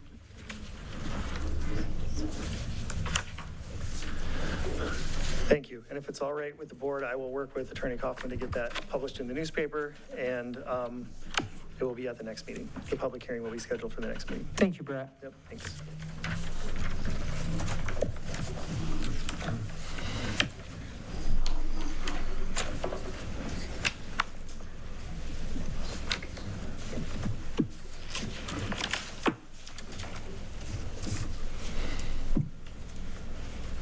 Ready for my next item? We're ready. Sorry.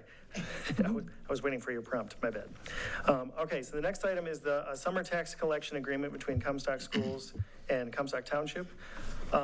This presumably has been in effect for a long time. It predated me, but I could not find a physical copy of it. So I propose that we renew it at what we have been doing in practice, I guess, with the schools. So for some background, most schools collect in the winter. If you want to collect your taxes in the summer, you have to agree with the local municipality to collect on your behalf and then negotiate a fee. So currently, we retain state education tax fees from Galesburg and Gull Lake schools at $2.50 per parcel every year. Because they collect theirs in the winter, we're allowed to retain those fees. We have been doing the same with Comstock schools, the same $2.50 per parcel. And I've been talking to Superintendent Tanis, and they agree that that's acceptable. And he's already signed the agreement. I don't know if his school board needs to sign it, but he has signed it on their behalf. So, but the statute specifically says that the township board has to approve the agreement. We can't just do that on our own. So that's what's before you, an agreement for us to collect their taxes in the summer. They pay us $2.50 per parcel. And then just additional things, they have to get their L4029 to us by June 30th. That's already in the statute, but we threw it in the agreement anyway. I will send them an invoice, not before September 1st. Usually it's around $11,800 or so at the $2.50 per parcel.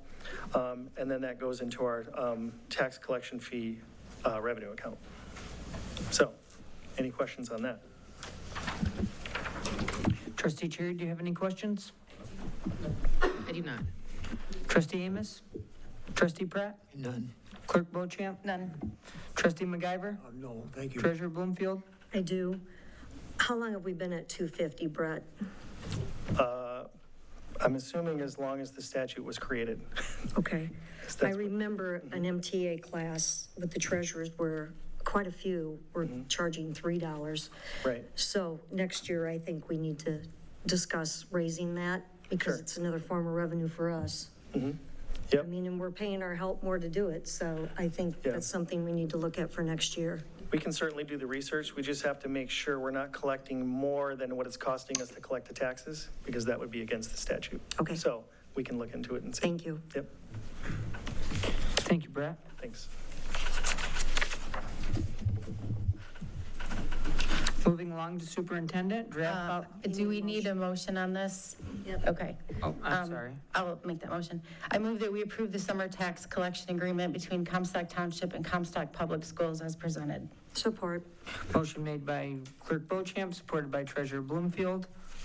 All in favor, say aye. Aye. Opposed? Motion passes. Moving along to draft policy, attorney use policy discussion under superintendent. Okay, last meeting, I was instructed to draft a policy on attorney use. I presented that to you in your packet. Hopefully everybody had time to look at that. This is a draft, so I'm not asking the board unless they want to approve it today. Just some caveats in there that I had gotten with Attorney Thal, and I think Attorney Kaufman was in there, that under authorized contacts, it still has the superintendent, just says it serves as a primary liaison to the township attorney, and contacts the attorney on matters directly related to the township matters. And then the township supervisor, clerk, treasurer, and trustees may contact the attorney on matters directly related to their statutory duties. That was verbiage that I got from Rob Thal. Restrictions is basically all the departments are restricted, even though they have their own budget, but they would still have to come through to get approval to talk, for instance, Casey, to talk about zoning and stuff, so there's a little more handle, and then to keep an eye on the budget. I did put in the cost control, I did add a piece that we talked about, their annual budget. The adoption of the budget each year, the superintendent will present the spending amounts for each authorized contacts and departments. The board will vote to accept these amounts and the approval process of the budget. So it's still in the township board's hands on attorney fee costs, because ultimately the board is responsible for the budget. So I don't know, Attorney Kaufman, was there anything else that Rob had thrown in? No, the only question is what's the extent of a statutory duty for a board member, which maybe, so that would be, we might need a little guidance on that, but otherwise, no questions. I did have somebody reach out, I think Bob reached out about copies of correspondence, I think he mentioned it, and I don't know if I put that specifically in here, so, but I'll let the board discuss this, and I'll take notes. See what you guys want, or delete, or anything, so. Treasurer Bloomfield? Superintendent Hess, could you clarify department heads at the bottom for me? Department heads would be ordinance, anybody that's in charge of that department, so there would be zoning. Our contracted services would not be a department head, so that would be our assessing. So I typically do the budget for that. That's not a lot of attorney fees there. It's the only thing we have is when we have to fight a assessment up in at the state level. Trying to think any other, there's no other departments. So. There's Parks Department and DDA. DDA, I'm sorry. But those, I do not control the DDA because they have their own board. And the fire chief would come through the township. So he's under me. I can get you the township Your FOIA. organization. Your FOIA coordinator would come through you, right? What's that? FOIA? Correct, the FOIA coordinator, yep. Currently, they do that. She does that now, too, so. Trustee MacGyver? I think it's a good, he's done a good job. I think it's the right direction. Thank you. Clerk Beauchamp? I don't have anything to add. Trustee Pratt? Yes, just one item. That's as we've had previous discussions, and as the superintendent mentioned, I think copies to the other board members for issues that have come up to the attorney's attention. I think that might be important to keep us each updated on what's going on. Can I ask? Thank you, Trustee Pratt. Would the board like from every department when they contact the attorney sent to, I mean, I can't do I can just send it, or I would have them filed if you want to do it. Yeah, no, I was more concerned with the board, not the individual areas there. Trustee Amos? I'm good. Trustee Cherry? I think just the definition, like Ms. Kaufman mentioned about the statutory duties to be clearly defined would be good. Other than that, no. Thank you. And I agree. We wouldn't want to have a policy that could be interpreted. It needs to be pretty straightforward so we all understand. Anything else from anybody? I'll reach out to Rob or Kathy on that piece, since they're the ones that gave it to me. So.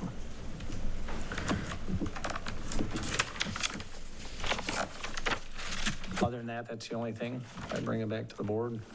Do you want to move along to the next one? No, I was just saying, is that all? Oh, I that gotcha. I can bring that back to the next meeting? Anybody else have anything? For now, I'd probably like to revisit it again after you make the changes. Okay. Thank you. Yep. All right, next is our health insurance renewal. Just to give, I know we have some new board members here, so this is always a lengthy, a lot of data in here. First thing that I put into the packet was a spreadsheet that tells what the cost for each department is. I say department, but the township hall, anybody involved in the township hall that's what we pay for the premium per month. The library, which has their own millage, that's what they pay per month. The Parks Department, that's what they pay out of their budget per month. And then the Fire Department pays out of theirs per month, which they have their own special assessment to pay that. The reason I have the Fire, Parks, Library, and Township is because we run under the same EIN number, which means we're under the same corporate umbrella, if you want to look at it that way. So the library has to go with what the board chooses to do for health insurance every year, as long as the fire, the parks, and then of course the township. So those are those figures. I put in the compensation policy because the board had done this years ago, and I just kind of put that so the board can recognize that when I do the budget or the fire department does a budget, the compensation policy typically means salary or pay, but in this instance, it talks about all the benefits, so that we use that compensation policies when we do hiring practices. When we hire, we lay out, this is everything that you're going to get, so the employee that wants to come to work can lay out, what they're going to make or what they're going to pay, going forward. So that's the compensation policy. And then the big one is the, basically the insurances that I kind of leave through our agent. The reason to give you some history, we stay with the Blue Cross Blue Shield is because in the past and the current, we have board members that took our insurance, and they are non-employees, so Blue Cross Blue Shield is the only insurance company that will handle that employee and then an elected official. And that's why we've traditionally stayed with Blue Cross Blue Shield. Last year, we switched it up to a HMO from a PPO. PPO was we could broaden out of network. We went to a PPO last year to save some money. I think there was almost a zero increase. This year, Blue Cross Blue Shield showed about $1 billion loss. I don't know if anybody follows the news.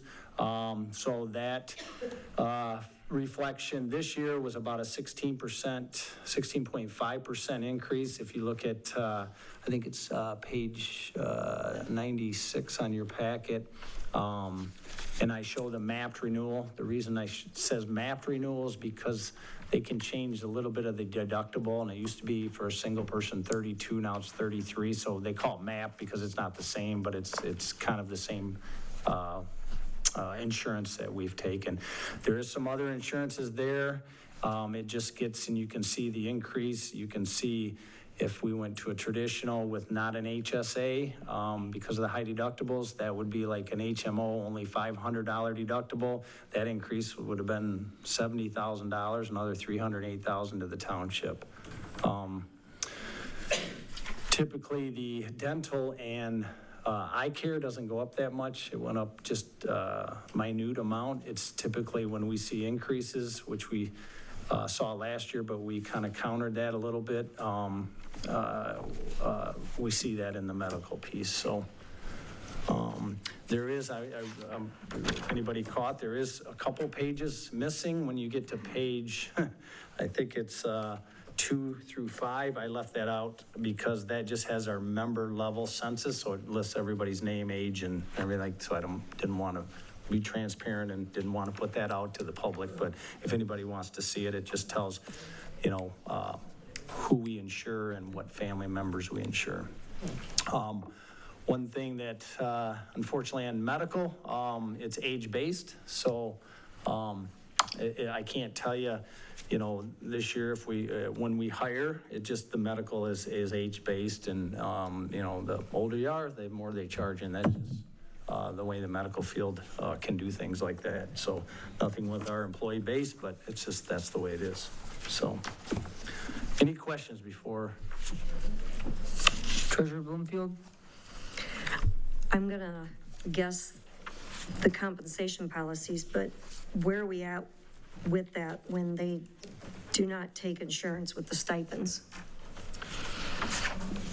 Rephrase it again. If they don't take insurance, yeah, I think we might have 1 or 2 people that do not take insurance. So in the policy, which I'll go to that, the next thing on my agenda, but in our policy, it's 35% of the premium. So if we were paying a premium of $10,000, we would pay that person $3,500 not to take it. So it's still in the policy from way back, and since I've been here, 2016. I believe you asked me, I think we have 2 people right now that opt out. They call it opt out of the insurance. And we pay them to not take the insurance, which saves the township a little bit, I guess. Mm-hmm. Anything else, Treasurer Bloomfield? No, just next time, please make it in bigger print. Which part? All of it. It's very hard to read. Oh. Yeah, it's what he sends me. So yeah, it's awful small. You just have to blow it up on your computer. Yeah. All right, thank you. Yeah. Trustee McGyver? So I'm fine, thank you. Clerk Bochamp? I don't think I have any questions at this point. Trustee Pratt? None at this time, thank you. Trustee Amos? So we're just talking right now about the mapping renewal, is that right? Correct. Okay. We're talking about, after diving into this, I know it's an increase, but it's tough for, sometimes to change insurance because then your deductibles fluctuate and your doctors fluctuate. They always give me some, in fact, there's a new one on there called HAP, never heard of the insurance, but doing some research, HAP is more over on the east side of the state, not on the west side, might eliminate some doctors. I know last year when we changed from the PPO to HMO, and now they only can go in network, I did have, some people that lost some doctors that couldn't even utilize them unless they paid 100% out of their pocket, so. Trustee Cherry? I don't have anything, thank you.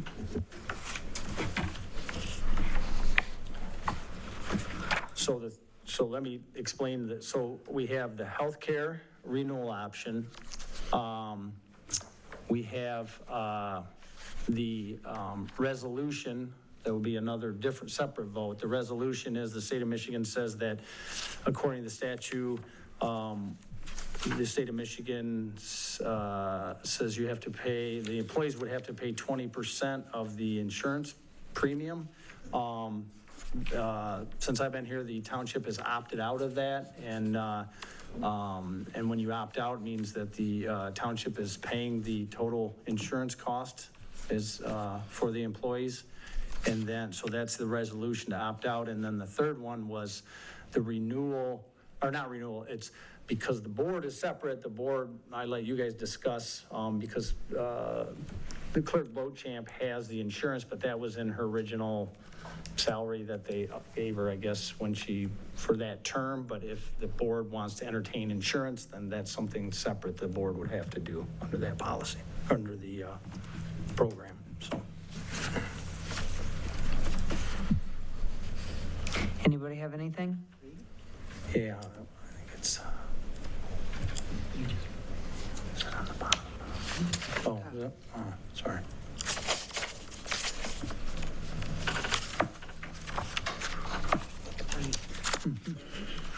There. So that's 1, 2, and then the option for the boards, so.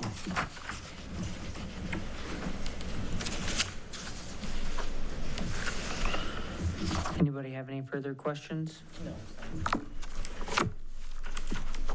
Be looking for a motion? I move that we accept the mapped renewal of 2026 healthcare and current HSA contributions. Support. Motion made by Clerk Beauchamp, supported by Trustee Cherry. All in favor, say aye. Aye. Aye. Opposed? Motion passes. So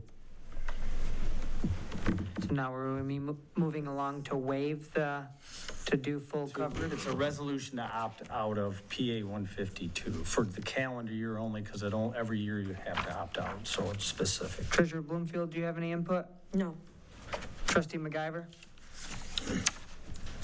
I would think it would be only fair to continue this on. This has been baked into the people's pace for a long time, and the way things are today for everybody, we should not increase your pay by any stretch of the imagination. Thank you. Thank you. Clerk Beauchamp? I would just echo that. I think keeping as is would be the fairest route for our employees and not opting out, because that would be a pay decrease. And I think it would be different if we were asking to opt in at this point, but since we've always done that and people have relied on this, I think it would be fair just to keep it as is. Thank you. Trustee Pratt? Yes, I feel the same way. I think that it would be to our benefit as well as our employees to not go in a different direction than what we have in the past on this. They're valuable staff and do a lot to keep our community safe.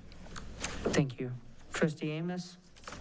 Okay, this takes in everybody that works for the township, is that not correct? Township, Fire Department, Library, Everybody Parks, works for yeah. the township. Correct. Okay, well, the state of Michigan allowed you to opt out of paying your 20% of your insurance. And I remember when I was a young man and I was married and I had 2 kids, and they told us that we had to pay our 20%, and they didn't give me an opt-out option. And I personally think this is totally unfair, that only government employees here can opt out of paying their 20% of their insurance. And not only that, it's 20% of you and your spouse and your children. The citizens of the township are paying this, paying your insurance, your 20%. And I personally think it's not fair. This is something that we don't get this. Why do you have to get this? Thank you, Trustee Amos. Trustee Cherry? I don't have anything to say on it. When is the renewal for this? September 15th? Oh, that's the rest. So I have to have the, so did they vote on the insurance piece? I'm sorry. Yes. Okay, Yep. so the insurance is taken care of. That had to be done because we have open enrollment October 1st through November 1st, and basically we're November to November. And the reason that is because of where our budget is. I have to know this prior, kind of going into the next year's budget. So, but we always do the 3, the opt-in at the same time, because I think that it's fair to the employees to know if whether they not January, When they get going, yeah. Yeah. So, or November 1st, so. Supervisor Martin, I have a question. Yeah. This is for the attorney. I don't know if it's legal or not, but could we change that for new hires coming in? Can I speak on it? Yes. Because I've been in tune. Go ahead. Yes, well, you can, because, and there's a new, the House and the Senate voted to, so the way the way this resolution is they have to pay a minimum, or they will not pay more than 80%. That's what the resolution says. So it's stopped at the 80. Employees would have to, if you didn't opt out, 20%. The House and Senate has a new bill that they both passed going to the governor, and I think it's Mr. Hall is sitting on his desk and won't give it to the governor, and that uncaps this. So it could change tomorrow if the governor gets it and signs it, because what that would do, it says minimum 80%, so that they're trying to climb it up for municipalities, that the municipality would eventually, I think 10% would be the employee contribution. So, but to go back to your question is for, I think if you opt out, and maybe it is the legal question. I just want to give you that little spot, but I don't, healthcare is funny because it's one or all. I mean, you can't a la carte anything in there. I don't think you'd be able to treat new employees differently unless you had some type of union contract. There's no union contracts here. So everybody would be treated the same, all township employees. Unless you broke out a group, like sometimes you can break out professionals versus They can't administrative. anymore. Okay, so Yep, then, you can't anymore. It's Okay. all or one now, so All it's, right. yeah. I'm sorry. Go ahead. No, you're fine. First, I don't have nothing to say, now I probably got a lot to say. It's just fine. So, if we opted out, then again, that's gonna take away from their pay. No, opting out means. No, that opting out, if opting you in, opt- I'm sorry. Oh, if you, yeah. Okay, I apologize. No, just clarify. And while that may have been true for you, and it's true for me, because I don't get 100% of mine, I pay for me and my husband, and I pay an arm and a leg for it. So I completely get the logic and reason and where you're coming from. But at the same time, they were hired at this, and is it fair now to change it on them? Please, Okay, I'm sorry, did the middle of my sentence interrupt the beginning of yours? I'll handle it, but please, no comments from the crowd. So my point is, if we take that money away from them, then are we then gonna lose staff? So we can't retain staff. Nobody would maybe not even be able to hire staff on a regular basis as well as we needed. I mean, there's so many factors that go into this particular area, this subject, because it is such a big deal. Healthcare is such a huge deal, you know, for everybody involved. So I think that we would opt out, correct? Yeah, and I'd like to just say, I mean, I'm advocating for all employees and even the library. And if you go around our township and look at all the employees, fire, parks, you know, library, township employees, they are long-term employees. That means a lot. There's a training factor that, you know, cost money and everything like that. You know, they put up with a lot. I mean, even our fire department, you know, they're probably, I would say, the best in the whole county. You can put them match to match, and you know, when I lose one because it comes to a cost point, but then I've kept some because they've come to me and said it's not about the cost point, it's about the community and what we stand for. You know, there's certain people pick professions, you know, to make millions of dollars. Certain people pick them for service. So that's all I got to say on that. Treasurer Bloomfield? I'm just sitting here thinking about budgets, and I feel like it's their budgets. You know, and if they have it in their budgets to do it. And I do understand the retaining and the training of help. That is huge. It's huge, especially when you come to the fire department, because that takes a long time. And when I sit here and I pay these bills, I mean, our insurance bill is $36,000 a month for health insurance. Mm-hmm. And then I sit there and I look at the training that we put into them. And whenever I see somebody come through that they're already trained, I think, oh, thank God, you know, at least they have some experience and we're saving some money there. So, and I know what everybody's saying, because my husband and I mean, it's outrageous being self-employed. And I understand what Jerry's saying about the public as well. So it's a tough decision for everybody. It is. Thank you. Trustee McIver, do you have anything further for us? No, I don't. I'd like to keep all these people. Clerk Beauchamp, anything else? I would just like to add, I agree with your point about the training and how much time is invested, and retention is very important. And as one of the firefighters did mention earlier, they already lost someone to a higher paying municipality, and I just worry that if we decrease their pay, they're going to start jumping ship, and then we have to start all over and maybe not have enough people to fulfill their duties. So, I am in support of opting out. I'm in support of opting out as well. I think the price of a life is, you know, you can't put a price on that. I personally had the fire department save my grandma, hauled her off. I didn't think she was going to make it back, and she did. She called me on the phone. So a scenario like that for such a minor expenditure for employees that you put a lot of time in training and people that save lives. So I'd be all in favor of paying your help and attracting good help and creating an atmosphere that retains good help. If there's no further discussion on this matter, I'd be looking for a motion.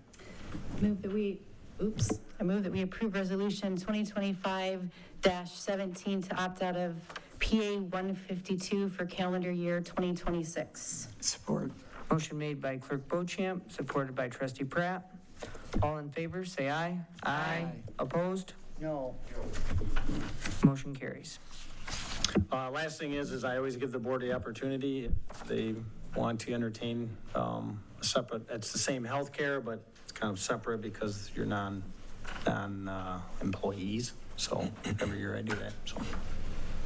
Is that something we take action on tonight, or is that each individual board member would reach out to you? No, it would be the board has to take action whether they want the board to have insurance. Typically in the years past, if a board member was, quote, full-time, which I know they're not full-time, but for instance, when Brett was treasurer and was in the building 40 hours a week, he treated him as a full-time employee, just like the clerk is here 40 hours a week, that the board is given those the health care, you know, at the beginning of that term to do that job at a, full-time, I guess, you want to go hour-wise, so.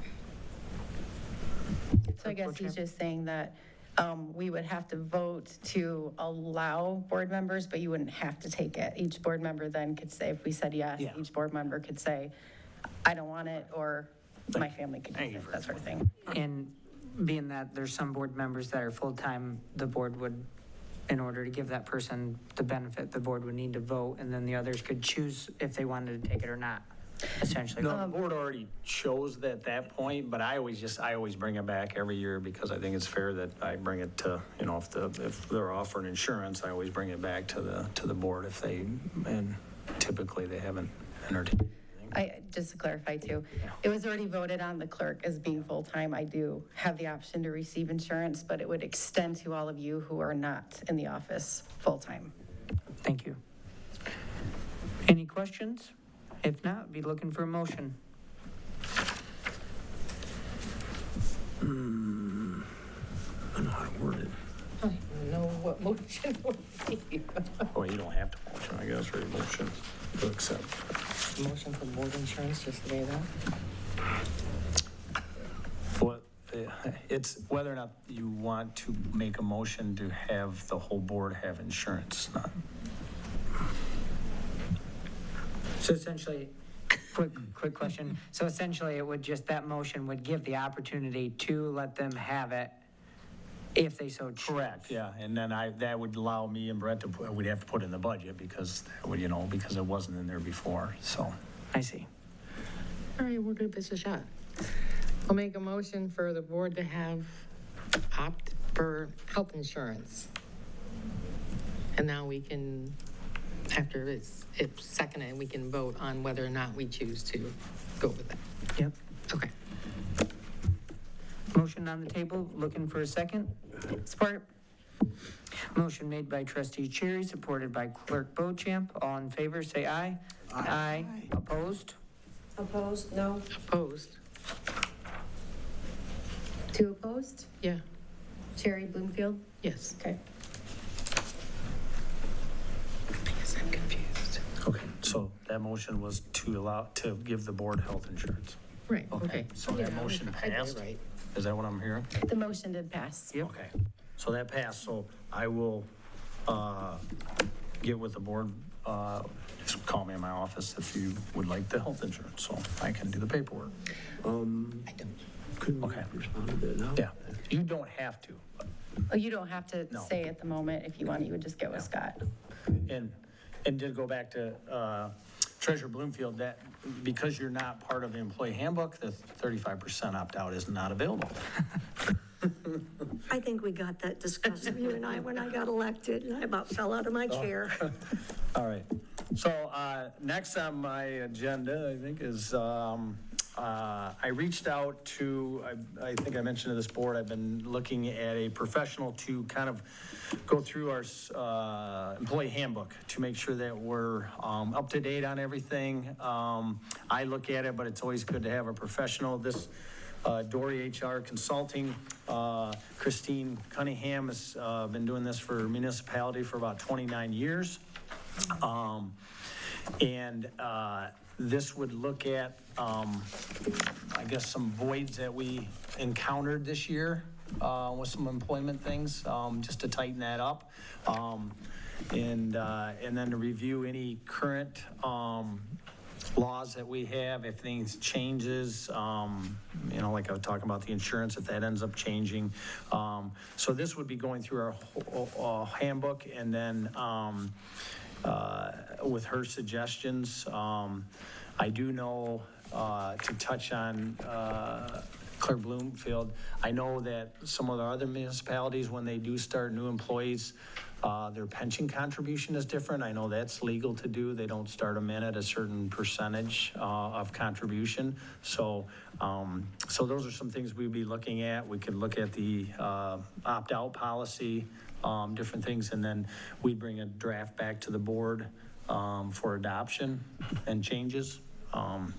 So this is the contract. The dollar amount is around $4,000. We have that in our budget under contracted services in general. I think it's overdue. I mean, I can only do so much, but with a professional to comb it. This person's just got done with, if you go online, you can see, excuse me, Texas Township. They're doing K Townships, they're doing City of Wayland, and a few other municipalities. So I feel a little better. I did reach out to a couple other parties, but they weren't municipal driven because we do have the fire department, which is a little bit trickier on some of their employment laws, especially hour of work. So, any questions? Excuse me. When's the last time, Scott, we had somebody go through this? Well, I go through it yearly and update certain things, but I'd like to look at some more, be consistent with other municipalities. For instance, we just changed, the last thing we changed was the state sick law, implemented that into there. If you view our, it says under each one is when the last time it's been updated. Some stuff hasn't been updated because it hasn't needed to. It's not really a law. It's just a process and policy that the township has adapted. But I'd like to see what their thought is and how it kind of aligns with other townships and make sure that we aren't missing anything.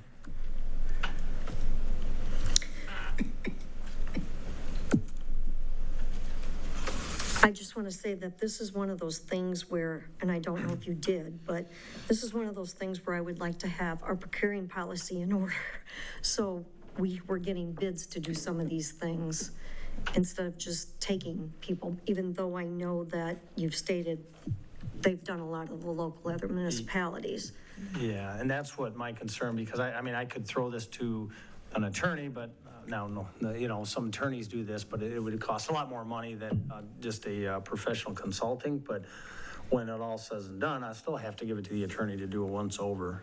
But it's more difficult to find municipality consulting out there than it is just general HR consulting. My daughter does it, but that's just, municipality has some different caveats than the real, the other side of society that has it. So, and then with the fire department is critical because they run on a lot of different policies and that we kind of incorporate in. That's fire department specific. For instance, overtime, to give you a thing, overtime over 40 hours for an hourly person, that's the law.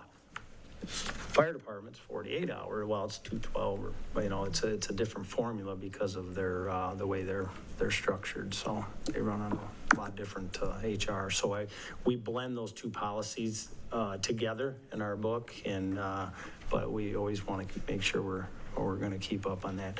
And I have reached out because this will affect the fire department. It will affect the parks department because they run off ours.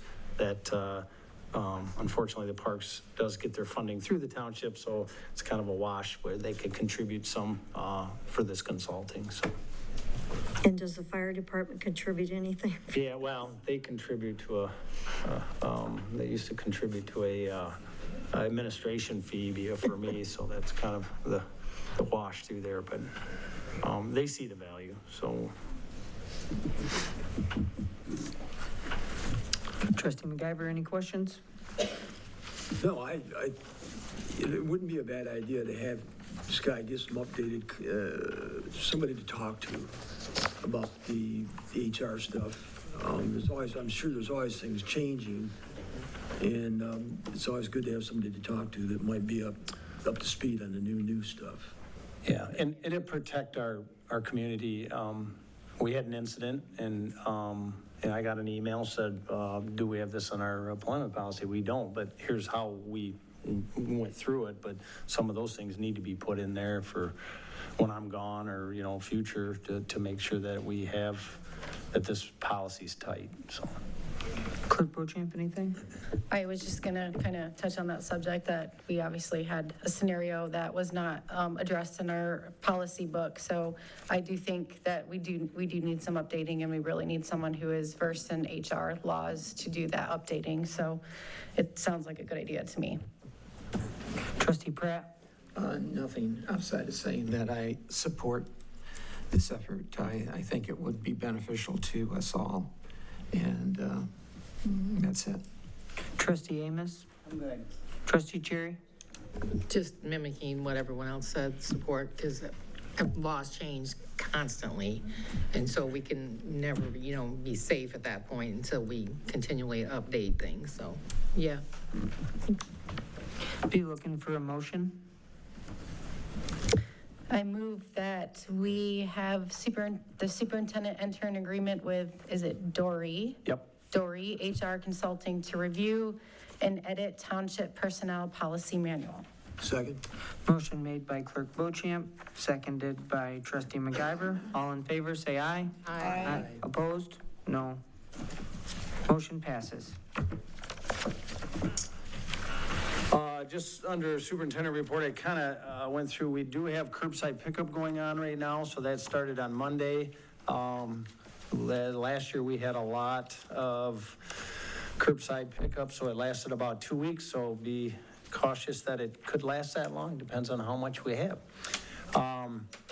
As I stated before, we are met with a capital improvement team there that submits their wants, and I will put into the CIP that for the fire, the weather sirens. And then I went through with the budget, but I'll go through that again, is the CIP, plan on having that October 6th to the board so that they can look at that. In conjunction, we would like to get the budget to the board for the first look on the 20th October. So that gives us one meeting in November 17th. Also gives us the 1st of December and the 15th of December to adopt the budget. So it's giving you 3 good meetings plus a look. When Brett and I get closer to a lot of the numbers, typically I'll just reach out and you can come in, and so you're not trying to scramble here. You can look at it in our office and go through all the budgets and give your thoughts on that. So. Good news in the township, our pickleball courts are open. So I know that we had people running down there today trying to get on those new courts. So those are open 9 a.m. to dusk. And the bathroom is open at the same time. There is no water down there. So bring your own water, and then please, they did put the rules up there so everybody has a fair chance to play. But the park is looking pretty good. We had they're still planning on putting possibly the playground. That had to get postponed due to some weather, but they still are trying to get that done before winter. So, and then those pickleball courts, a lot of people have called and said, when will they close? Weather determined, probably end of October, November. You never know, it might be 90 in December, the way it's going, so we would keep it open. So anyways, that's all I have. Thank you, Superintendent Hess. Moving along to reports, we have August 2025 fire report, August 2025 fire department public relations report, cash summary by fund, August 2025, cash summary by bank account, August 2025, August 2025 CABA reports, and the bills paid August 20th through September 11th, 2025. Informational future action items, possible revenue sharing cuts. Do we want to have any discussion with that, or just move along through it? Are you speaking in the future on that, Brett, or did you want to touch on it this evening? Sorry. Tonight, that was just for your information, to know that that's being discussed in the budget that can't seem to be passed in Lansing. They would be cutting, they can't cut the constitutional revenue sharing, which is based on sales tax. So that's the biggest portion, that's safe. What they're talking about is the statutory revenue sharing that was reinstated for us about 10 years ago, and that's steadily been increasing. the base amount, they're going to reduce that, and then we get a weighted population portion, and then another, I think it might be a taxable value portion. Those would go away completely. So I don't have it in front of me, but the numbers in there of our potential loss for that. It's not a huge amount, but it is something. So that's just for your information. Thanks. Thank you, Brett. Any board member questions? Moving along to public comments on agenda and non-agenda items. A citizen may state their name and address and may only speak one time for no more than 3 minutes. This time may not be given to another citizen to extend their time. The person speaking has the floor, and no other citizen shall speak during someone else's time. During this time, you'll be making statements to the board without discussion from board members, but you're welcome to make an appointment with a supervisor or superintendent to discuss your comments further. Contact information is located by the door. Please keep comments clean and respectful. Hi, Tammy Keeler, 6078 Salary. I will not apologize to Mr. Hess for what was on public media. If you listen back to 2 or 3 meetings, the lady will state on there when she called here, that's what she was told. So I do have proof of that, and I will try to get that video up. As far as battery storage goes, I hope you guys don't put it there. I really don't, because you're going to have a big problem from the residents. I've already discussed it with a few residents. We are ready to protest. We're fed up with it. We don't want it. We don't need it over there on N Avenue or industrial. Put it out farther, get it out of our town. You have a disability school over there, MRC. You also have Green Meadow, I believe it's Green Meadow. Pardon? Sela. You also have a trailer park over there. You guys have to consider all that. And then I found out recently that there are 2 adult foster care homes over there also, private homes. We don't need this at all in our town.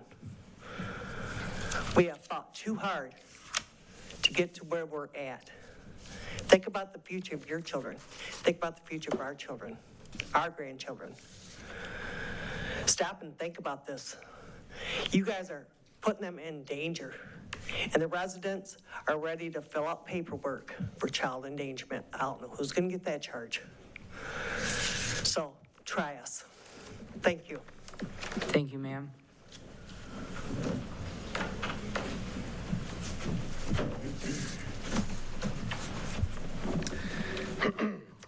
Hi, my name is Eric Murphy. I reside at 6355 Woodlea Drive. I felt compelled to speak tonight just based on something that, I guess based on what I witnessed on Thursday at the Planning Commission meeting and what I believe I witnessed to start the meeting today, and then trying to put all these dots together. I guess I want to explain myself there. So at the Planning Commission meeting on Thursday, I was in attendance.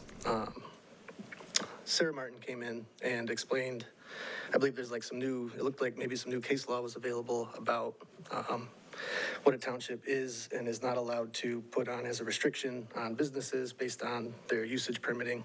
And I'm completely paraphrasing, I don't know a whole lot about this stuff. But I did, I watched her come in and kind of present what she understood about that to the board on Thursday, who seemed pretty receptive to what she was talking about, seemed to suggest that they were operating outside of their jurisdiction, and I felt like that was confirmed with the lawyer. And again, I don't want to speak for anybody else, but I felt like that's what I witnessed.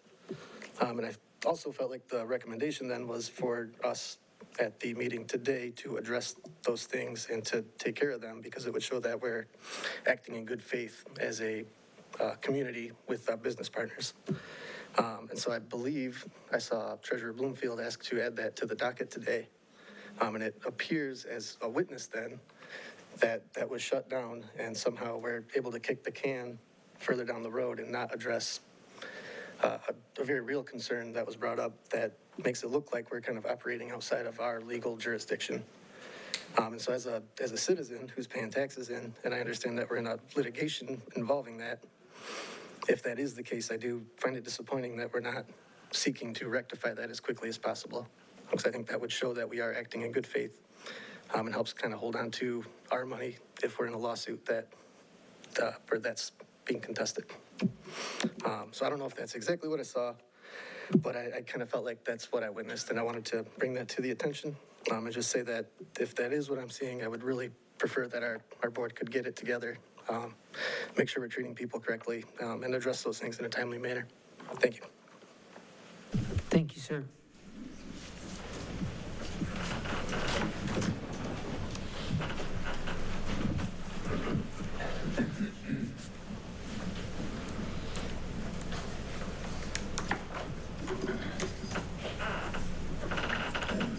Evening, Dave Cameron, 1078 Verleen Street. Several things come to mind here. The gentleman that came and talked about the sirens said they're only good for people who are outdoors. Okay, and that's the whole point. They're not benefiting that many people. And those who say they will be benefited from it, almost everybody has a cell phone nowadays. And don't tell me that, what if my cell phone's not charged? Trust me, people charge their phones. And if you lose electricity, it's after the fact, not prior to the storm coming through. So again, I urge you not to buy the sirens. As mentioned, the budget for the police, the sheriff's department. You know, do you want sirens or do you want cops?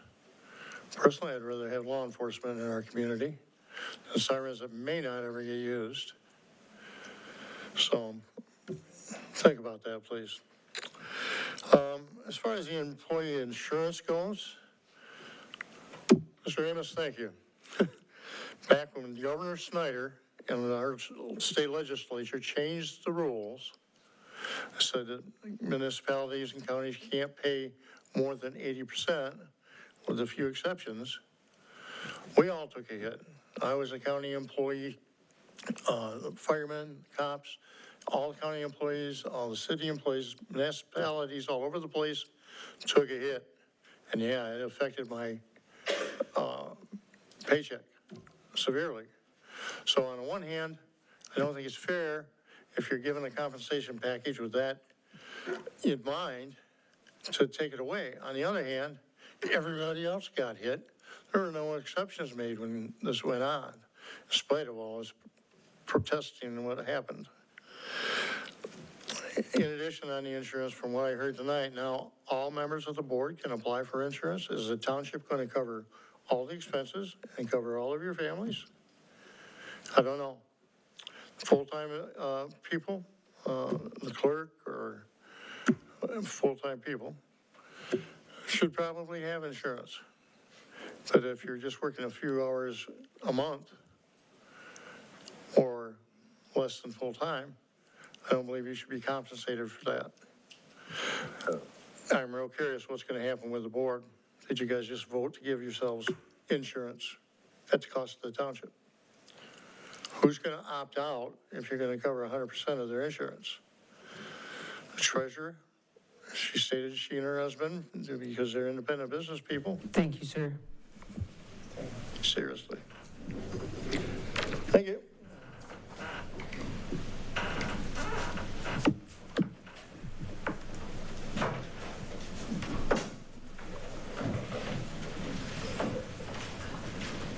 I want to ask you about my FOIA. I put in for July 22nd.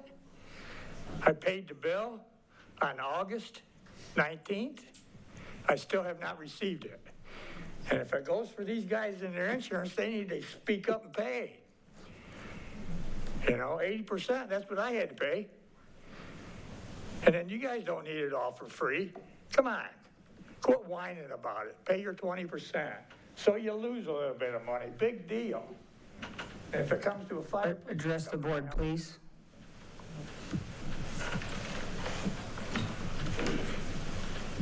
Mike Flick, 6944 Ringling. I just wanted to, we showed up tonight. I just wanted to thank the board for your support once again. And I just encourage the community to do some research and see what we're getting paid and realize this is a package deal. You know, compare us to, you know, Portage Fire Department where we lost our one guy too. Our wages are drastically different. It's just not slightly different. And we're all doing this job because we love to give back to the community and help those people in a time of need. You know, I left a very good job to come become a firefighter for the last, you know, 10 years of my life. And that's the reason I did it. I wanted some satisfaction for what I was doing. So I appreciate you guys and understanding that it is a package deal. Thank you. Thank you, sir. Any further citizen comment this evening?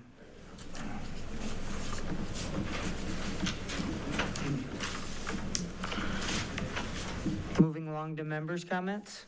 Trustee Cherry? First of all, I just want to apologize for not letting you handle that earlier. The words came out before I could reel them back in, so. All is well. But thank you, Mr. Chair, for taking care of that. Secondly, if you've ever dealt with a software developer or a contractual developer, which I have during my career multiple times, they all want buy-in from all stakeholders. This is not new news. It's not something that is not known in the business world. The last thing they want is any kind of opposition that's going to deter their development projects. So that's it. Thank you. Thank you, Trustee Cherry. Trustee Amos? I'd just like to say that I've lived in Comstock most of my life, and I've dealt with a lot of people and with fire department, and I do appreciate the fire department, and there's got to be a solution to this problem, and I voted no for the last 13 years sitting in this chair, and I think there is a solution to this, but maybe it's up for another discussion. But you guys do a good job, and I know you take your life on the line when you run in the house that's on fire or to save people, and I know that because I was a safety guy for 18 years with Intercal, so I know all about that. So I do appreciate you all, and I do appreciate all of you coming and putting your 2 cents and just spending the time with us and realizing how much work it goes into sitting here on this board and making these decisions. Thank you. Thank you, Trustee Amos. Trustee Pratt? Nothing further, thank you. Clerk Bochamp? Just want to give a reminder that Fall Fest is September 27th. It's from 12 to 3, and the Parks Department, DDA, and the library are collectively putting on that festival. So I invite everyone to attend. Thank you. Trustee MacGyver? I have nothing tonight, thank you. Treasurer Bloomfield? Yes, I do. I would like to address the denial of putting Soil Friends on the agenda. And since that happened, I would like to ask the attorney to speak to what happened at the Planning Commission meeting and why. At the Planning Commission meeting, Treasurer Bloomfield amended the agenda to add the discussion of Soil Friends. Mrs. Sarah Martin sent an email a couple of months ago asking if the special use conditions, their special use for their facility was approved in, I think, 2023 by the Planning Commission, and it was time to extend it because they're only good for a certain period of time. And we did extend it earlier I think we approved that extension earlier this year by the Planning Commission. What has happened since that time is since we originally approved it in 2023, and then there was a case called Peninsula Township versus the wineries, which many of you may have heard about, where the township had very strict zoning regulations against the wineries that were operating in the Old Mission Peninsula. The federal court, this was a federal court case in Kalamazoo, Judge Paul Maloney found in 2024 that some of the things that the zoning restrictions on the wineries were too much regulation, or were unconstitutional, or a variety. There was several different claims. And he found that those were unlawful. And then what came out this year, just recently, within, I don't know, the last 3 months or so, same judge, had to deal with the amount of damages. The amount of damages awarded against Peninsula Township was $49 million. And that township is going to have to figure out how to pay those damages to the 7 or 8 wineries that brought the case.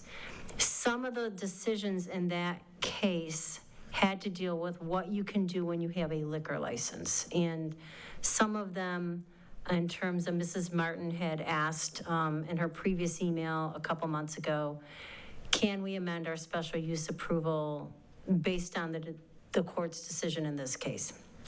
Federal district court, so that everyone understands, it's different than state court. This is a federal court case, but it does apply from the Western District of Michigan, from the judge here in Kalamazoo, Paul Maloney. So at the time, I had Casey, I don't think Casey's still here, tell Mrs. Martin that under the Zoning Enabling Act, that in order to amend the conditions of a special use, both parties have to agree and it has to go back to the Planning Commission. So we were waiting for an application from Mrs. Martin. Didn't come in, but she did come to the Planning Commission meeting on Thursday night. And she asked, how can we get this resolved? The courts have said some of the things that we have restrictions on are lawful, and what can we do? And again, I said, under the Michigan Zoning Enabling Act, to amend the special use, we need to go through the process. That's the fair way to do it. Can you submit a application? And she asked, why did she need to do that when the case law said this, and we discussed that. One of her concerns was, well, we want to do some of these things now because it's important to our business. And so we talked about whether we could, if it came to that, if she came in and applied for the special use, could we withhold enforcement on zoning for a period of time, which we sometimes do when someone's going through a process or there's litigation or something like that. So that would have to be a decision the board would make. Also, she asked, does she have to pay to submit a new application? And that would also be something the board would have to decide if they could waive those fees. So that was something that the board could have dealt with tonight. They chose not to. This is, there is pending litigation ongoing, which I'm not going to talk about right now. But the Peninsula Township case did have some instructions for us about things that the Planning Commission, with the request of the Martins together, Mrs. Martin, would probably amend some of those conditions. And so, we would want to do that sooner rather than later. And that was her request. However, it didn't get addressed tonight by the board. So I don't know when that might happen. I think the two concerns that we wanted to look at were, would the township decide to waive her fees so she didn't have to pay the fees for special use again? She told the Planning Commission there was going to be no changes on the site plan, I believe. Was that correct? And also, it was fees, and they wanted to do some of these activities right now, instead of waiting all the way through. It could be a 60-day special use process. So the things that the board would have had to decide, the Planning Commission would ultimately decide this request. That's why we asked for it to be brought to the Planning Commission. But the board would have to decide on waiving the fees and whether or not we will withhold zoning enforcement for a period of time. So that's, I think, what happened on Thursday at the Planning Commission, if I am recalling that correctly. The board did vote 7-0 to work with the Martins. The Planning Commission. The planning, I'm sorry. Right. And yes, what she asked for was for us to remove some of the conflicts of the state law, which were against their special use permit, which that was why Attorney Kaufman, and I will say that 2 of the other planning commissioners did a phenomenal job working together to come up with, to do the no more fees for them to apply and to let them move forward with their business during their busy season, which would have given them time to come to this board. And that's why I wanted it put on the agenda tonight, because I don't know if some of you understand the legalities that could happen with this. I think you're barking up the wrong tree, to put it mildly. I think it's time that you listen to legal counsel. I think part of the problem is putting it on the agenda at at the last minute, people don't have time to review anything, to consider anything. That's, I think, is where the problem lies. It's not that we don't want it on the agenda. It's the last minute and us not having the opportunity to do research and so on and so forth. The reason that happened, Trustee Cherry, is because our planning commission meeting fell on Thursday night and the board packet was already out. So I didn't have a choice other than to do that. So that was put on there so that we could discuss tonight and maybe find a solution for what the board wanted to do here. And I just couldn't put it on any sooner. The board packet was out. I'm sorry, I thought you were finished speaking. Actually, you could have. All you have to do is, the packet can be amended. You could have contacted Clerk Beauchamp on Friday, amended it, we would have all got the email, and then we could have looked at it and at least taken some time to really to consider everything that has come from it. Well, I don't think it's right that you sit here and accuse me of not doing something right when it was your vote tonight that helped do it, so. I'm not accusing you of doing anything not right. I'm just saying you had an option. There were options. So did you tonight, Chris. Right, and this was why I'm explaining why I voted the way I voted, was because it's the last minute items that is really a hindrance. We don't have time to research. We don't have time to sit down and actually critically think through the subject at hand. And that's the frustrating part, that's all.